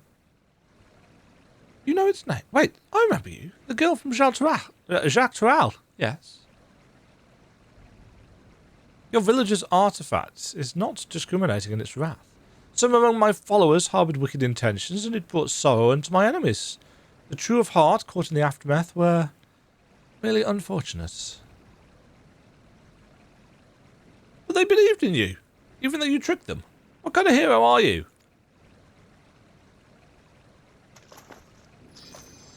I shall paint you out of existence. You too would oppose me? I had thought that as fellow saviours we might find some common ground, yet it would seem we are destined to walk different paths. You glow? Now, faced with unknown peril, a great fervour rages within. He's monologuing.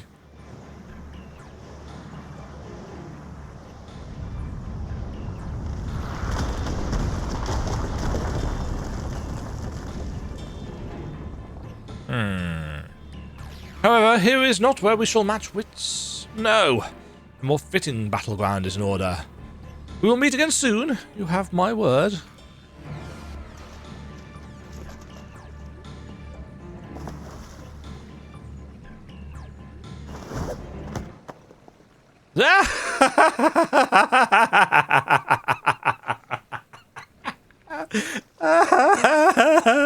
Oh, that's wonderful.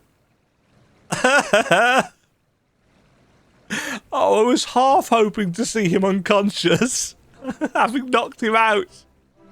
Oh, that would have been brilliant. So, can you tell us what happened here? That's tickled me immensely.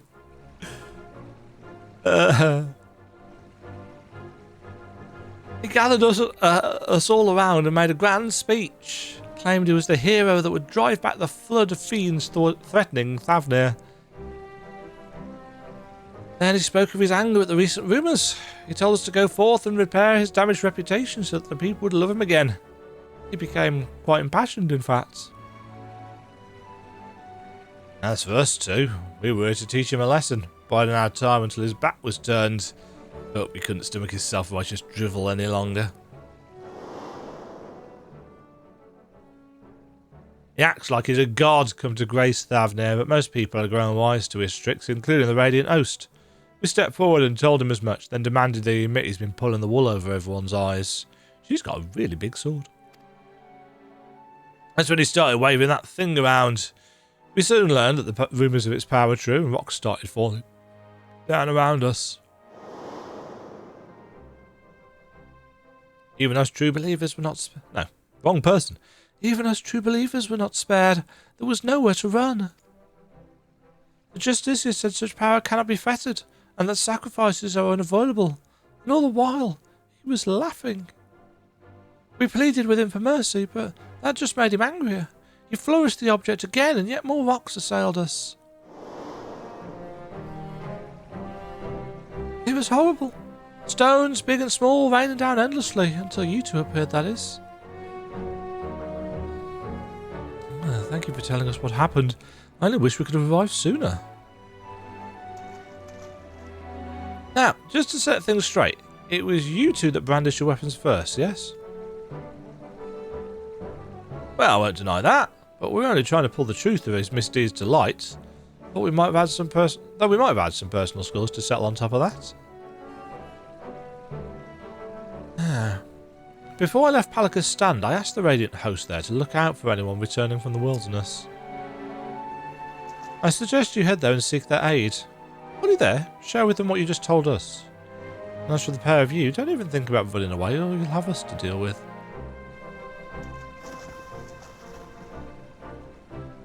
Okay.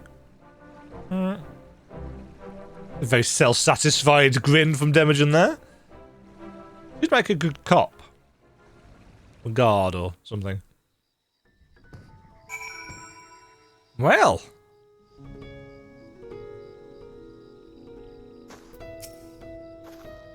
Everyone's returned to the care of the Radiant Host. As for those ruffians who meant to attack Vivazon, it seems they had a history of violence for which they may soon answer. Several among Vivazon's followers were dealt serious wounds, but we can be grateful that none lost their lives. It's exactly as the old saying describes, the Master of the Apex shall be showered with good fortune, yet leave only sorrow in their wake. The part about sorrow certainly seems true at least. We can but hope that Vivazon's spell over the people will be broken at last when word of what transpired here becomes common knowledge. Let that buoy our spirits, as we return to Yedlamad. Nod. So we have got the level 98 quest to do, and there is one at 100 as well, but obviously the one at 100 doesn't offer any XP anyway. So we've missed out on a couple of million XP. But This is what happens when you don't do them as you go. Which this is the mecha choice thing that you can get. I've forgotten what it's called. Yes, obviously the role quests are supposed to be done as you go. You know, you do the level 91s, then you do the 92. The only reason I'm doing them this way is because it makes it, in theory, easier to record and edit into a single video. It's a me problem. It's not a game problem in the slightest. You know, every couple of levels doing a role quest, not an issue. Well, that was certainly an ordeal. Although if everyone got away, we can look back upon what transpired to plan our next course of action. It appears that the treasure takes rocks from the surrounding environment and makes them rain down upon the wielder's surroundings. However, the power seems to be somewhat haphazard. While Vivison himself wasn't struck, the boulders assailed friend and foe alike. Something else has been nagging at me as well. The stones we saw in the canal seemed quite a bit larger than the others. I don't know what to make of it, but I'll give it some thought.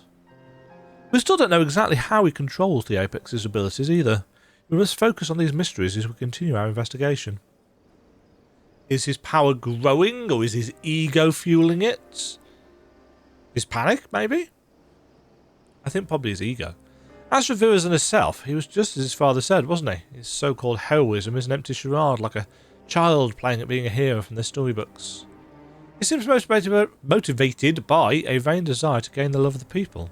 Yet he cares nothing for their well-being. In opposition to Wuklamat and Sphene. He'll learn his lesson soon enough, though. None will sing his praises after word of what happened at Usnez spreads. Even he must know this. I worry that his desperation will drive him to worse misdeeds.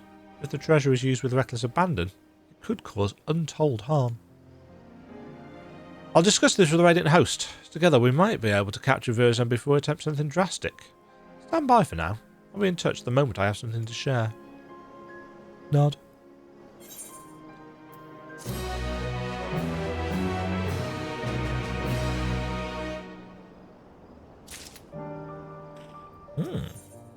Behind the Helm. It seems Virazon has been laying low since our last encounter. I'm sad to say, however, that my investigations have uncovered little. But still, there's cause to celebrate, for I've received a letter from my mother with good tidings. My father has finally awakened after the grievous wound dealt to him by Virazon. He's well enough to travel to Tuliol, in fact, and may have arrived already. Of course, I'd love nothing more than to go to him, but I pledged not to return until I had the purchase of the Apex in hand. Besides, I'm soon to depart with the Radiant Host to try and sniff out Virazon's whereabouts before he acts out of desperation. That's why I'd ask that you go in my stead. As the treasure's guardian, no one living is more knowledgeable about its history than he. If you share with him all that's transpired since we began our search, he may be able to point out something that we've missed. I know it's a lot to ask, Imogen, but the safety of Thavne depends on it, and please give my family my regards. My mother should be able to tell you where in Tuliol my father's staying. Once you've finished, let's meet in the Aetheryte Plaza in Razadhan to share what we've learned. Tap, tap, tap.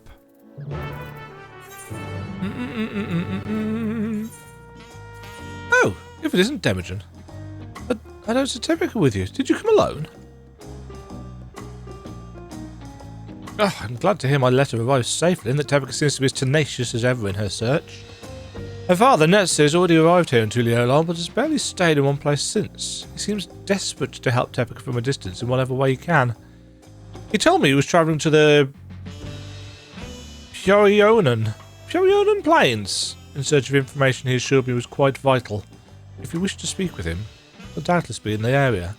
That's in Shaloni, isn't it? Isn't that the area with the Huretso? Am I correct? I am!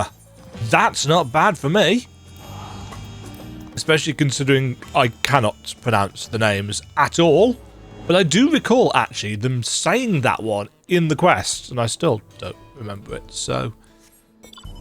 You're just not putting enough effort in, Demagen. You're really bad at this. It's like, yes. Yes, I am. I know. I bet that there's somebody out there.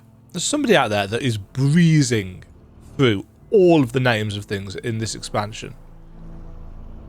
And they're getting hordes of followers saying, "Oh, I never knew how to pronounce that. Thank you so much," and so on and so forth. Sketis?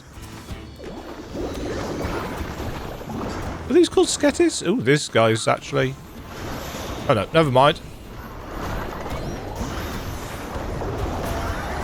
Blonk! Okay, so that's what Star Prism looks like.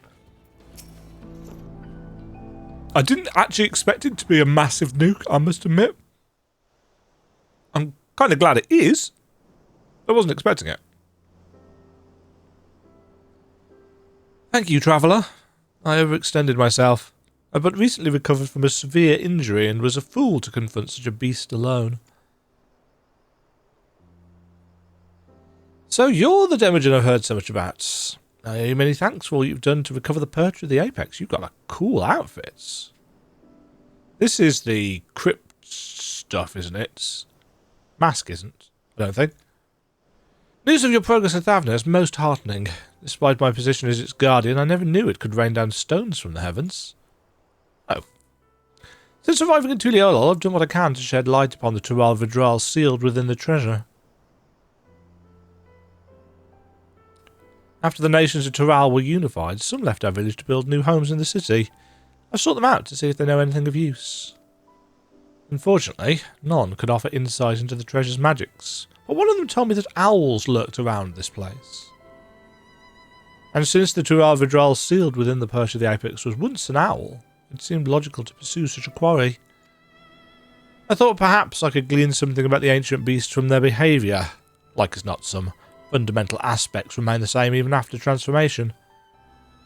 But having heard your account, there's one fundamental difference that stands out.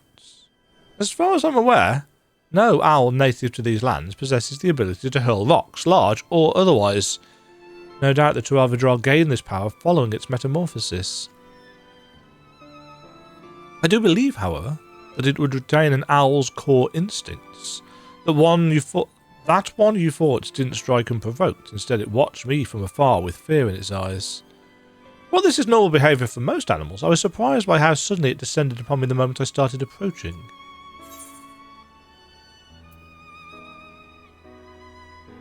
It sensed danger and attacked preemptively. I had the same thought. The owl sensed a threat and chose to confront it rather than run from it, and this same impulse may have driven the Tural Vidral. Indeed, that correlates with something I heard from one of my countrymen who'd relocated to Tuliolol. He spoke of a continuation to the tales passed down from the elders. No hunter's arrow could fell the Apex.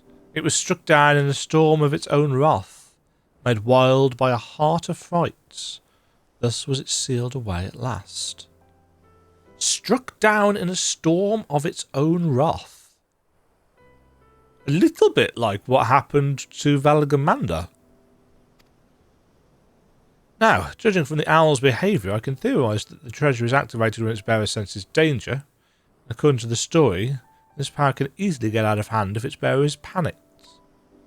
Of course, this theory must be tested first, for Rizon will certainly use the perch of the Apex again. When he does, ask that you and Tepica pay special attention to the circumstances leading to its activation. You have my thanks. Loath though I am to admit it, I've yet to recover from my long convalescence, and I would only be a burden to you. I wish I could aid my daughter another way, but you more than make up for my absence. Please, lend her every bit of knowledge you have. I mean, yes, we'll do that. That's valuable. I pray that my daughter will soon return home treasure in hand. Chest tapping.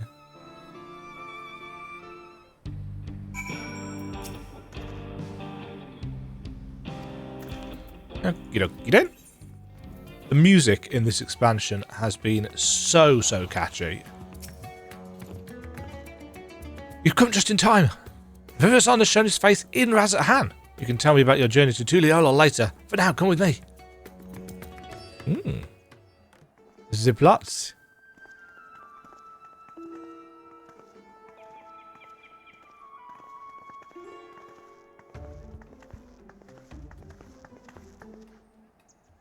sweeping camera.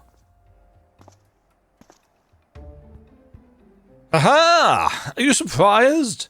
Thanks to the sage counsel of a fellow hero, I have decided to doff my mask. Although my face may be unfamiliar, I believe you know who I am. I was once the Justicia, but now you may call me Vivazan. I am Thavnair's protector, its saviour, its hero. You may have heard salacious rumours that I've orchestrated the very attacks which I so valiantly drive back. That I was behind the catastrophe at the Usner Canals. I'm here to assure you that those are false aspersions all, cast by those who are envious of their betters. I give my life for this fair city and its people, and I would give more still if I could. What shall we do? It might be best to lock it up before this gets out of hand. Right, we don't want him raining down rocks with all these bystanders around. For now, keep a careful eye on him. All I ask for is your respect, your adoration, a dream held by all but realised only by the few. And I will be one of those few. I have proven myself worthy of being your saviour, and now, with an entire city watching with bated breath, I shall declare my intent to reach even higher.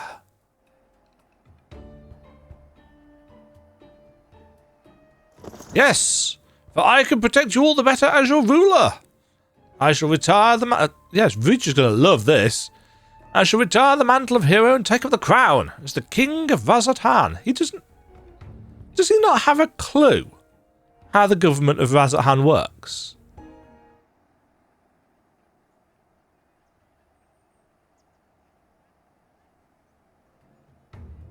The bastard's gone mad. I wield power unassailable. With me on your throne, you would never again have cause to fear. There is literally a dragon on the throne. Probably the biggest around. All would live in peace. All would shower me with love. They would shout it to the heavens. And from that love would spring a new Razat-Han, a greater Razat-Han.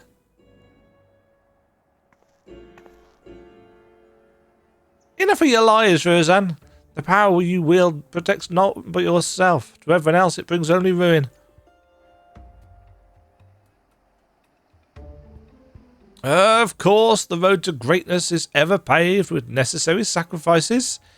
Yet so long as your ruler lives, Razat-Han shall know naught but prosperity.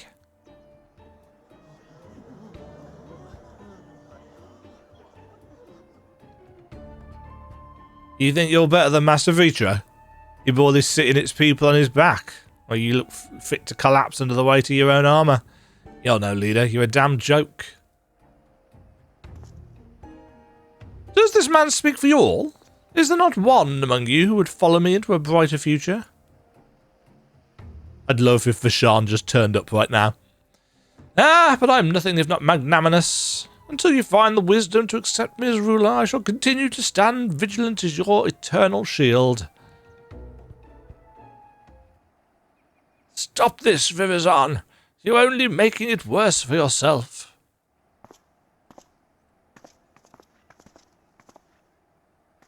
Can't you see you've become a laughing stock? Give up this facade and answer for your sins. Do so now, and the Radiant Host may yet grant you mercy. My sins? Are you not the one poisoning the people against me? Do your worst, I dare you. It will only make me more powerful. I know not what is in your heart, but please end this madness. End it and return to me, my son.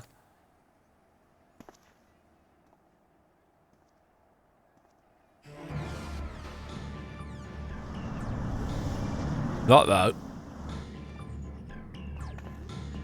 Don't get any closer. You two, why are you... Uh-oh. Whoa. Those rocks, definitely bigger.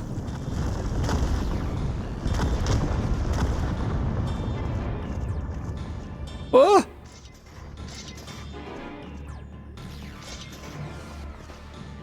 Don't! If we fight here, there's no telling how many more innocents will be wounded.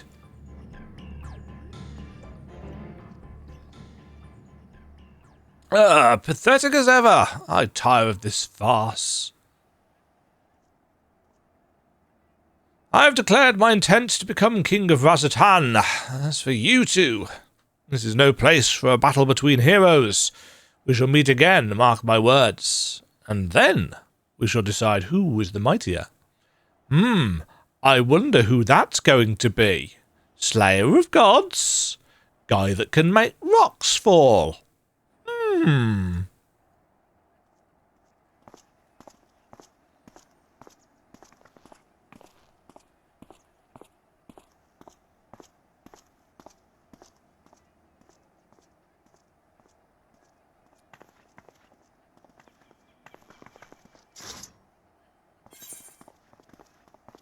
can't risk a confrontation in the city.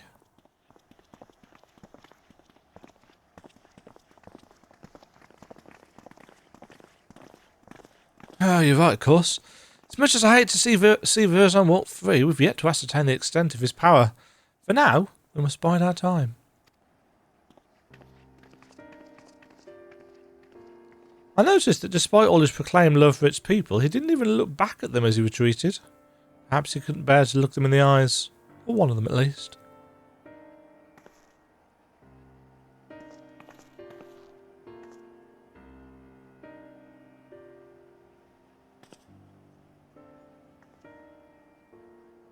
He looks shell-shocked. Quite expectedly.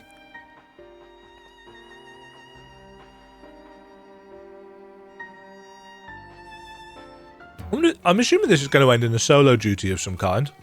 Probably with Tepica as our tank.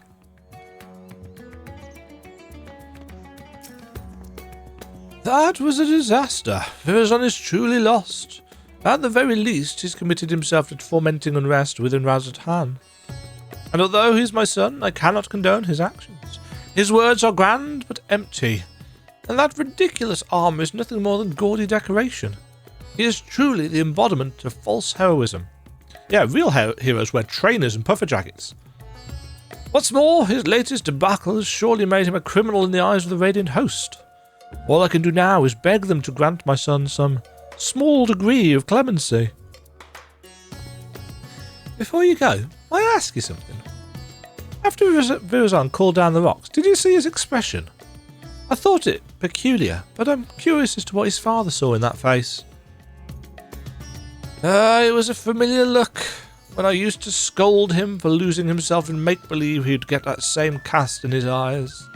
A look of petulant rage, as if he resented me for pulling him out of his reverie and into harsh reality. He hasn't changed. Apologies, but I must go.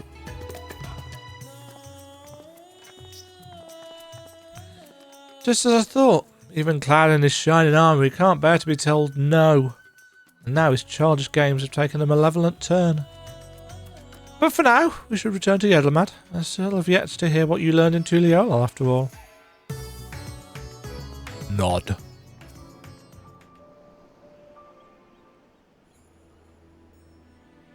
Now that we have some room to breathe, I'd like to hear about your journey to Tural. Did my father have anything to share? I don't know why I read that as report.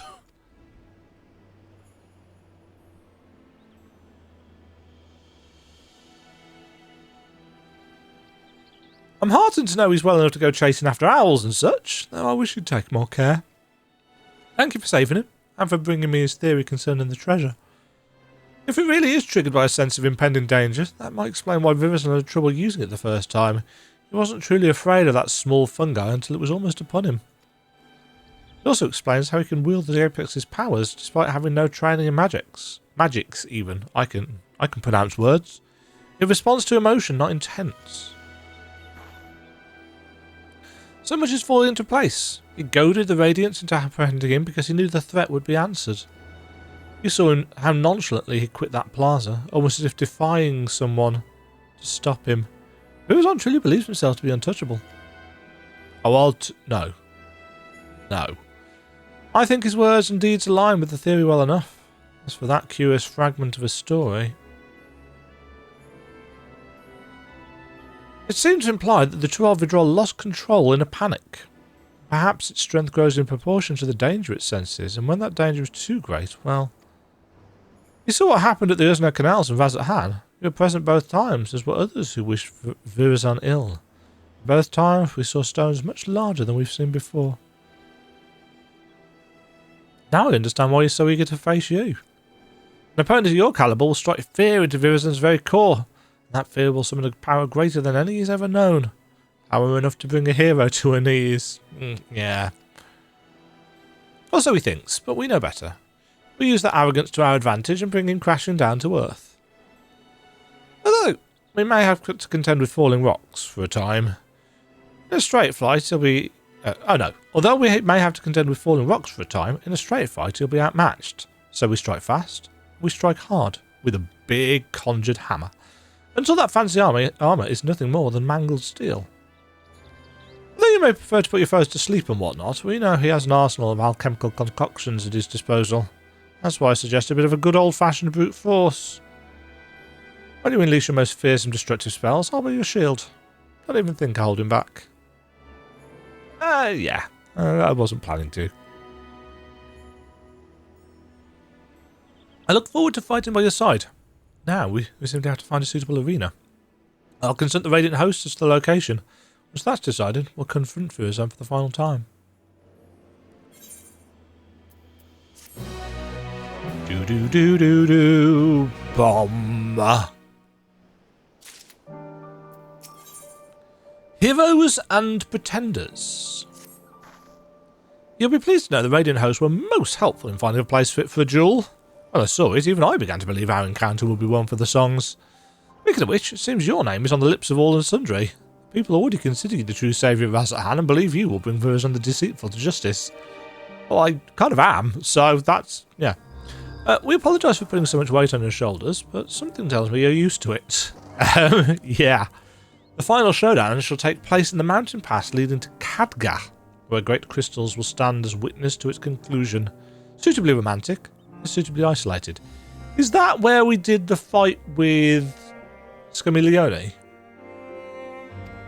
Whose name I'm fairly certain I always pronounce wrong, despite second-guessing myself. The Radiant Host have spread word throughout Thavnir that a hero has arisen to challenge Virazon, and his pride will force him to answer. The entrance to the pass is at the Giant Skull grounds. Let's head there at once to await his arrival. I can enunciate my words clearly. Ooh. You have very green gear. That's very cool. I like it. Well done. You get glamour points from me. Right, here we are, and as expected, solo duty time. Schrammel here has opened the way towards Khadgar. I'm certain Virazon will arrive before long, and then we'll wipe that arrogant grin off his face. But first, we should check our gear and gird our loins for battle. Are you ready? Yes. Yes, I am. I'm wearing my strongest and most resilient battle gear. Some tights, some comfy trainers. There he is.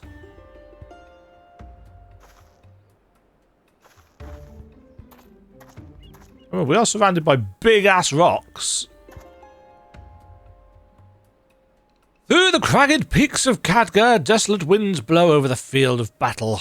Oh, what a fitting location you have chosen for the conclusion of this legendary rivalry.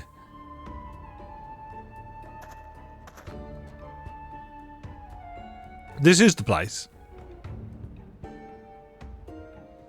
I was right not to face you before. An environment unsuited to a struggle between titans.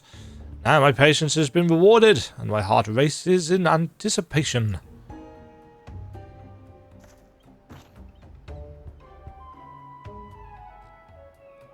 I knew you'd answer our challenge. You'd never be able to stomach the people calling you craven.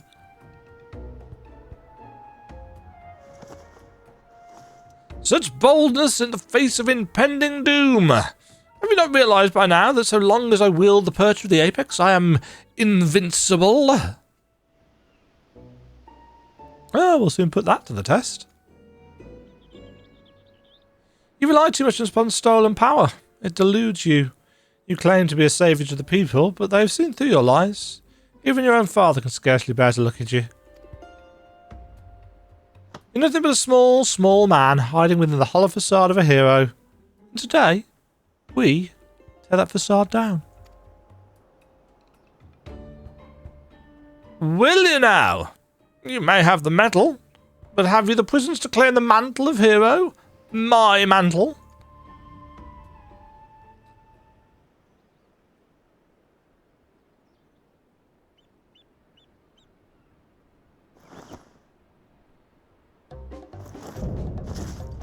Verzon the Deceiver? Either this is going to be really, really quick and then there'll be a phase 2, or there'll be some kind of mechanics. The time for words is past. Follow my lead. Sure.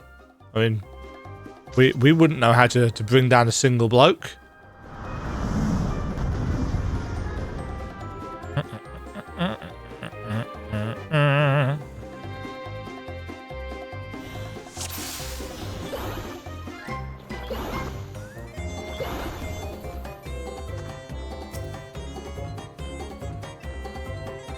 Are you going to attack first?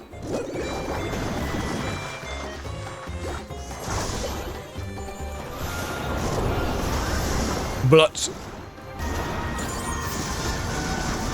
oh, he's using Perch of the Apex. Oh, gasp! We've got some AoE markers to dodge. I am genuinely surprised. Blood. To be fair, there are a fair few stones here, so... but let's be honest, we've been dodging these things for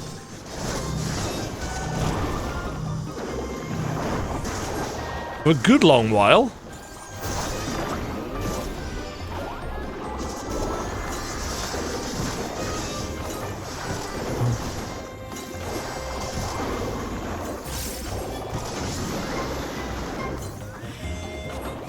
He's bought friends?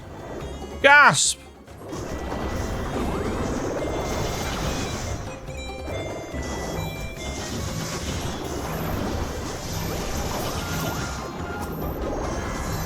Oh no! Whatever am I to do? Oh, let's not stand in that.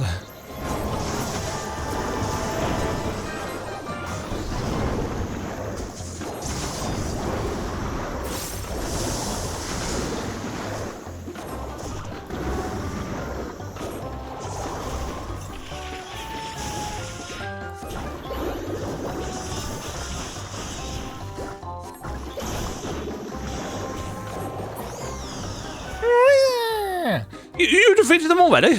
But of course, who would wish this duel to end so quickly? Blonk. Blonk. Blonk. Blonk. Bum, bum.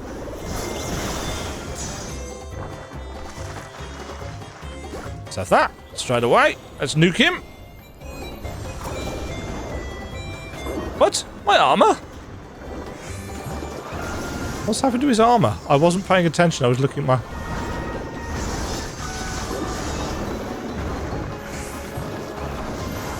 oh.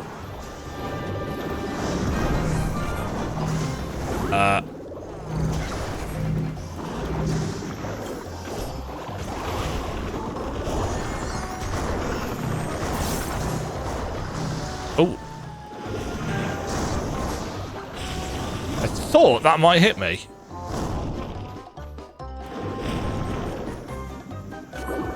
Why won't you fall? I'm meant to be king. Yeah.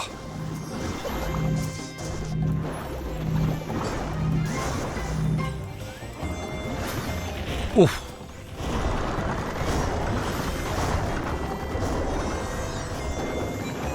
Oh, shoot.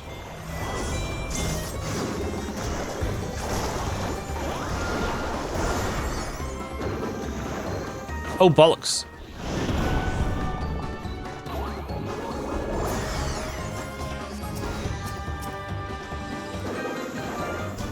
Well, he thinks... Oh, dear. We're going over here.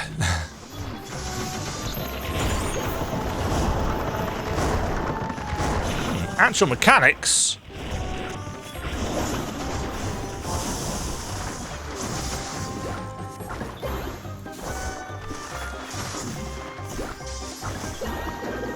Take that, Uncouth.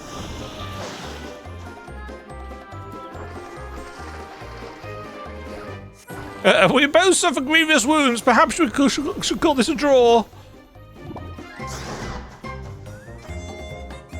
Is it over? Oop.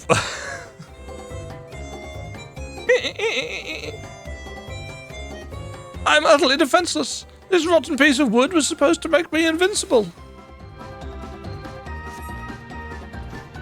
I can't move. The artifact, it's... Oh, shoot.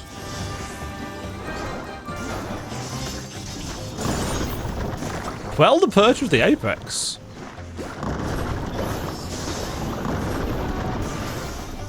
It mad?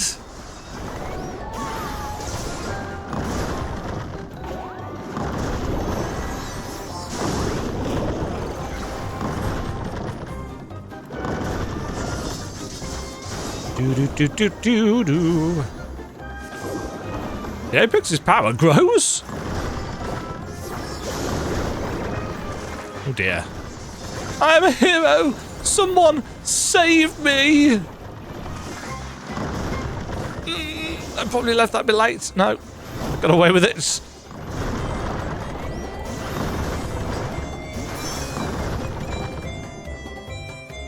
Duty complete. Truly, I am the hero of the realm. Kind of. Sorta. Not the angle I wanted to see, to be honest.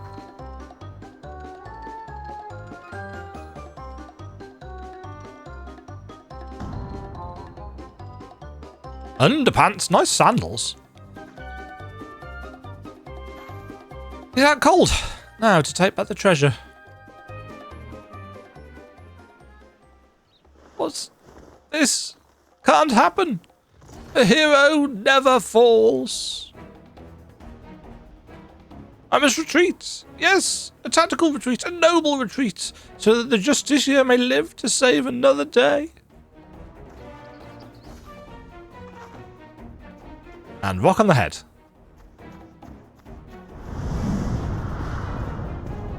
Huh?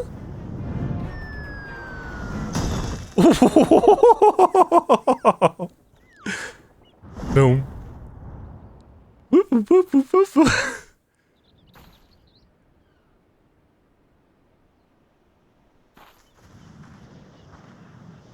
Ooh, wibbles.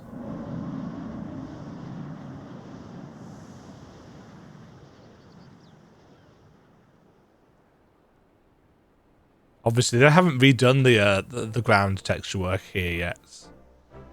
They've done some of it. They've changed the grass and stuff, but I suppose the apex wasn't finished yet. Oh, I need to press the button here, don't I? And it seems that Vivison, in his cowardly haste, neglected to look skyward. Was it an unfortunate accident? Who knows? Yeah, the tessellation, or... Back in 2013, I appreciated what it did, but now it kind of just makes the ground look like it's swimming. Again, this is something that they will do something about. They very clearly stated they're doing Dawntrail and working backwards through everything. So, well, Fate's delivering is just desserts. His hands are floating. That's a custom animation for this, isn't it? I don't think we've seen that before, unless it was used in Hildebrand. It was probably used in Hildebrand.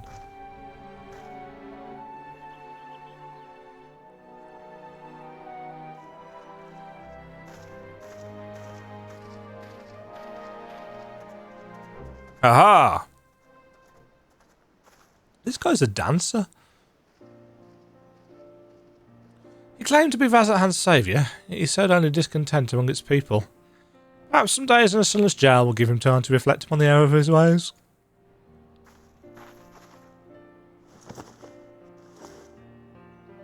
And now, I've finally recovered the perch of the apex. Thank you for coming this far with me.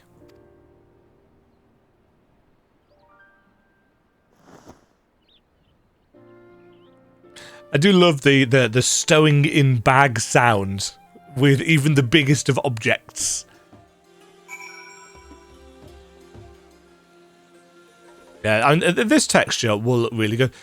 I think they've changed the shaders for how the water works, but they haven't actually upped the resolution of the textures yet. Bearing in mind, I'm not an expert on this, but textures and shaders are not the same thing. They can both be linked to a geometric object, like it is in the case of the ground here, but the shaders act on top of the material and the textures are separate.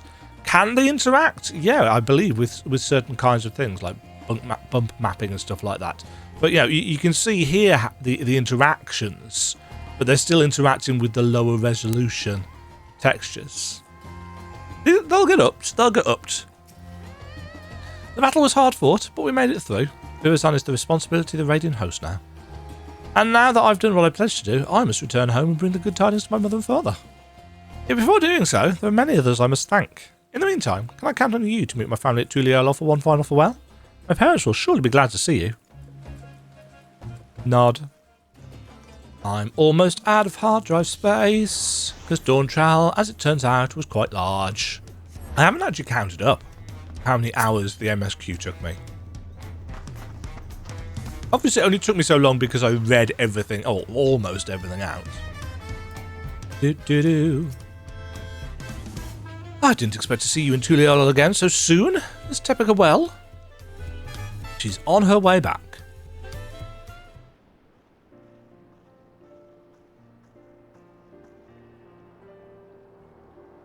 She really did it. And the man who stole our sacred treasure will answer for his deeds. Oh, there she is.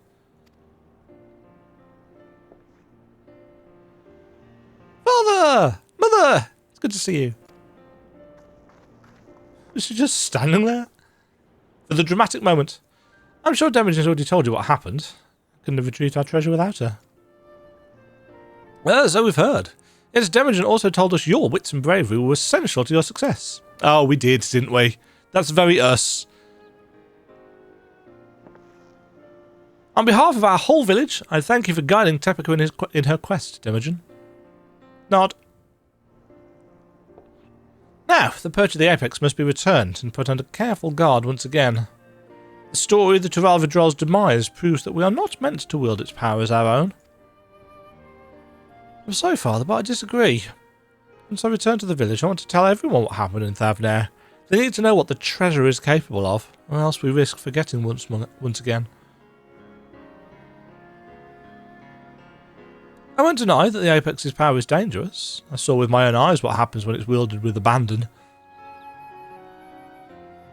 Yet during the course of our search, I also saw potential. If we fully understood how it worked, we could use it without risk to ourselves or other people. We could turn something we once feared to our advantage instead of letting it become obscured in legend. I can see the reason in that. We must be ever ready for danger, even in times of peace. Should our safety be threatened, the treasure may grant us a means to protect ourselves. But can we be trusted to use it responsibly? Great power breeds great desire. Someone with the same ambitions as Virazon may rise again, perhaps from among our own. I dare say that once I've regaled them with the rise and fall of the Justicia, they'll think twice before following in his misguided footsteps. As our forebears relied on the legend of the Tural Vidrol's fate to forbid the treasure's use, we can rely on the story of Virazon's fate to guard caution. And this time, we have someone who lived through to tell the tale. Of course, if I'm going to be guiding people in safe use of a potentially dangerous artifact, I can see no choice but to inherit my father's position as its guardian. Some may raise their eyebrows at the prospect of loose-lipped Tepika serving as the perch of the Apex's protector, but I've grown from my mistakes. And who better to tell the tale of Virazon and Tepika's failures?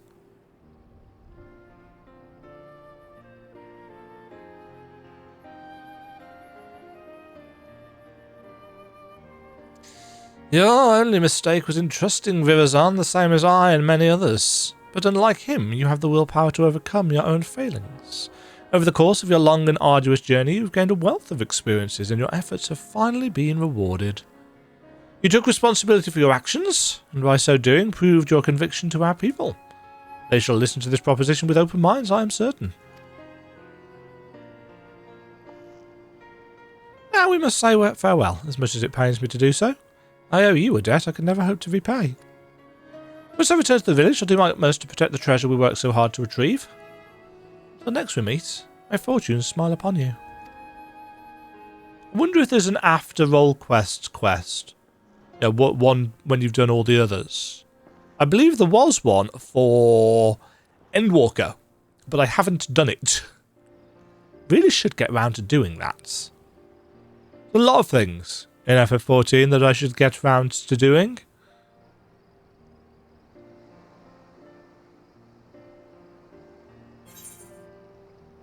Oh, much materia.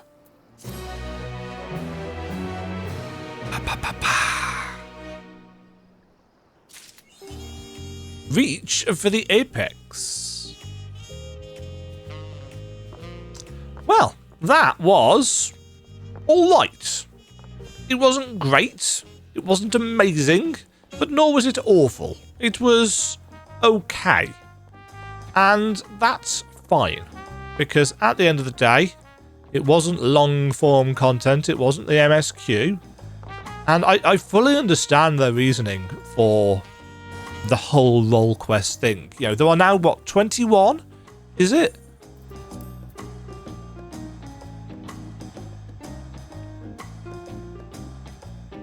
Yeah, 21. There are 21 jobs, and creating a job quest for every single one of them, every expansion, would, you know, that's a lot of work. That's a lot of work, you know. And I'm sure some people will say, oh, well, think of all the money that they're bringing in, etc., etc. I get that. I get that critique. You know, I'm not oblivious to the fact that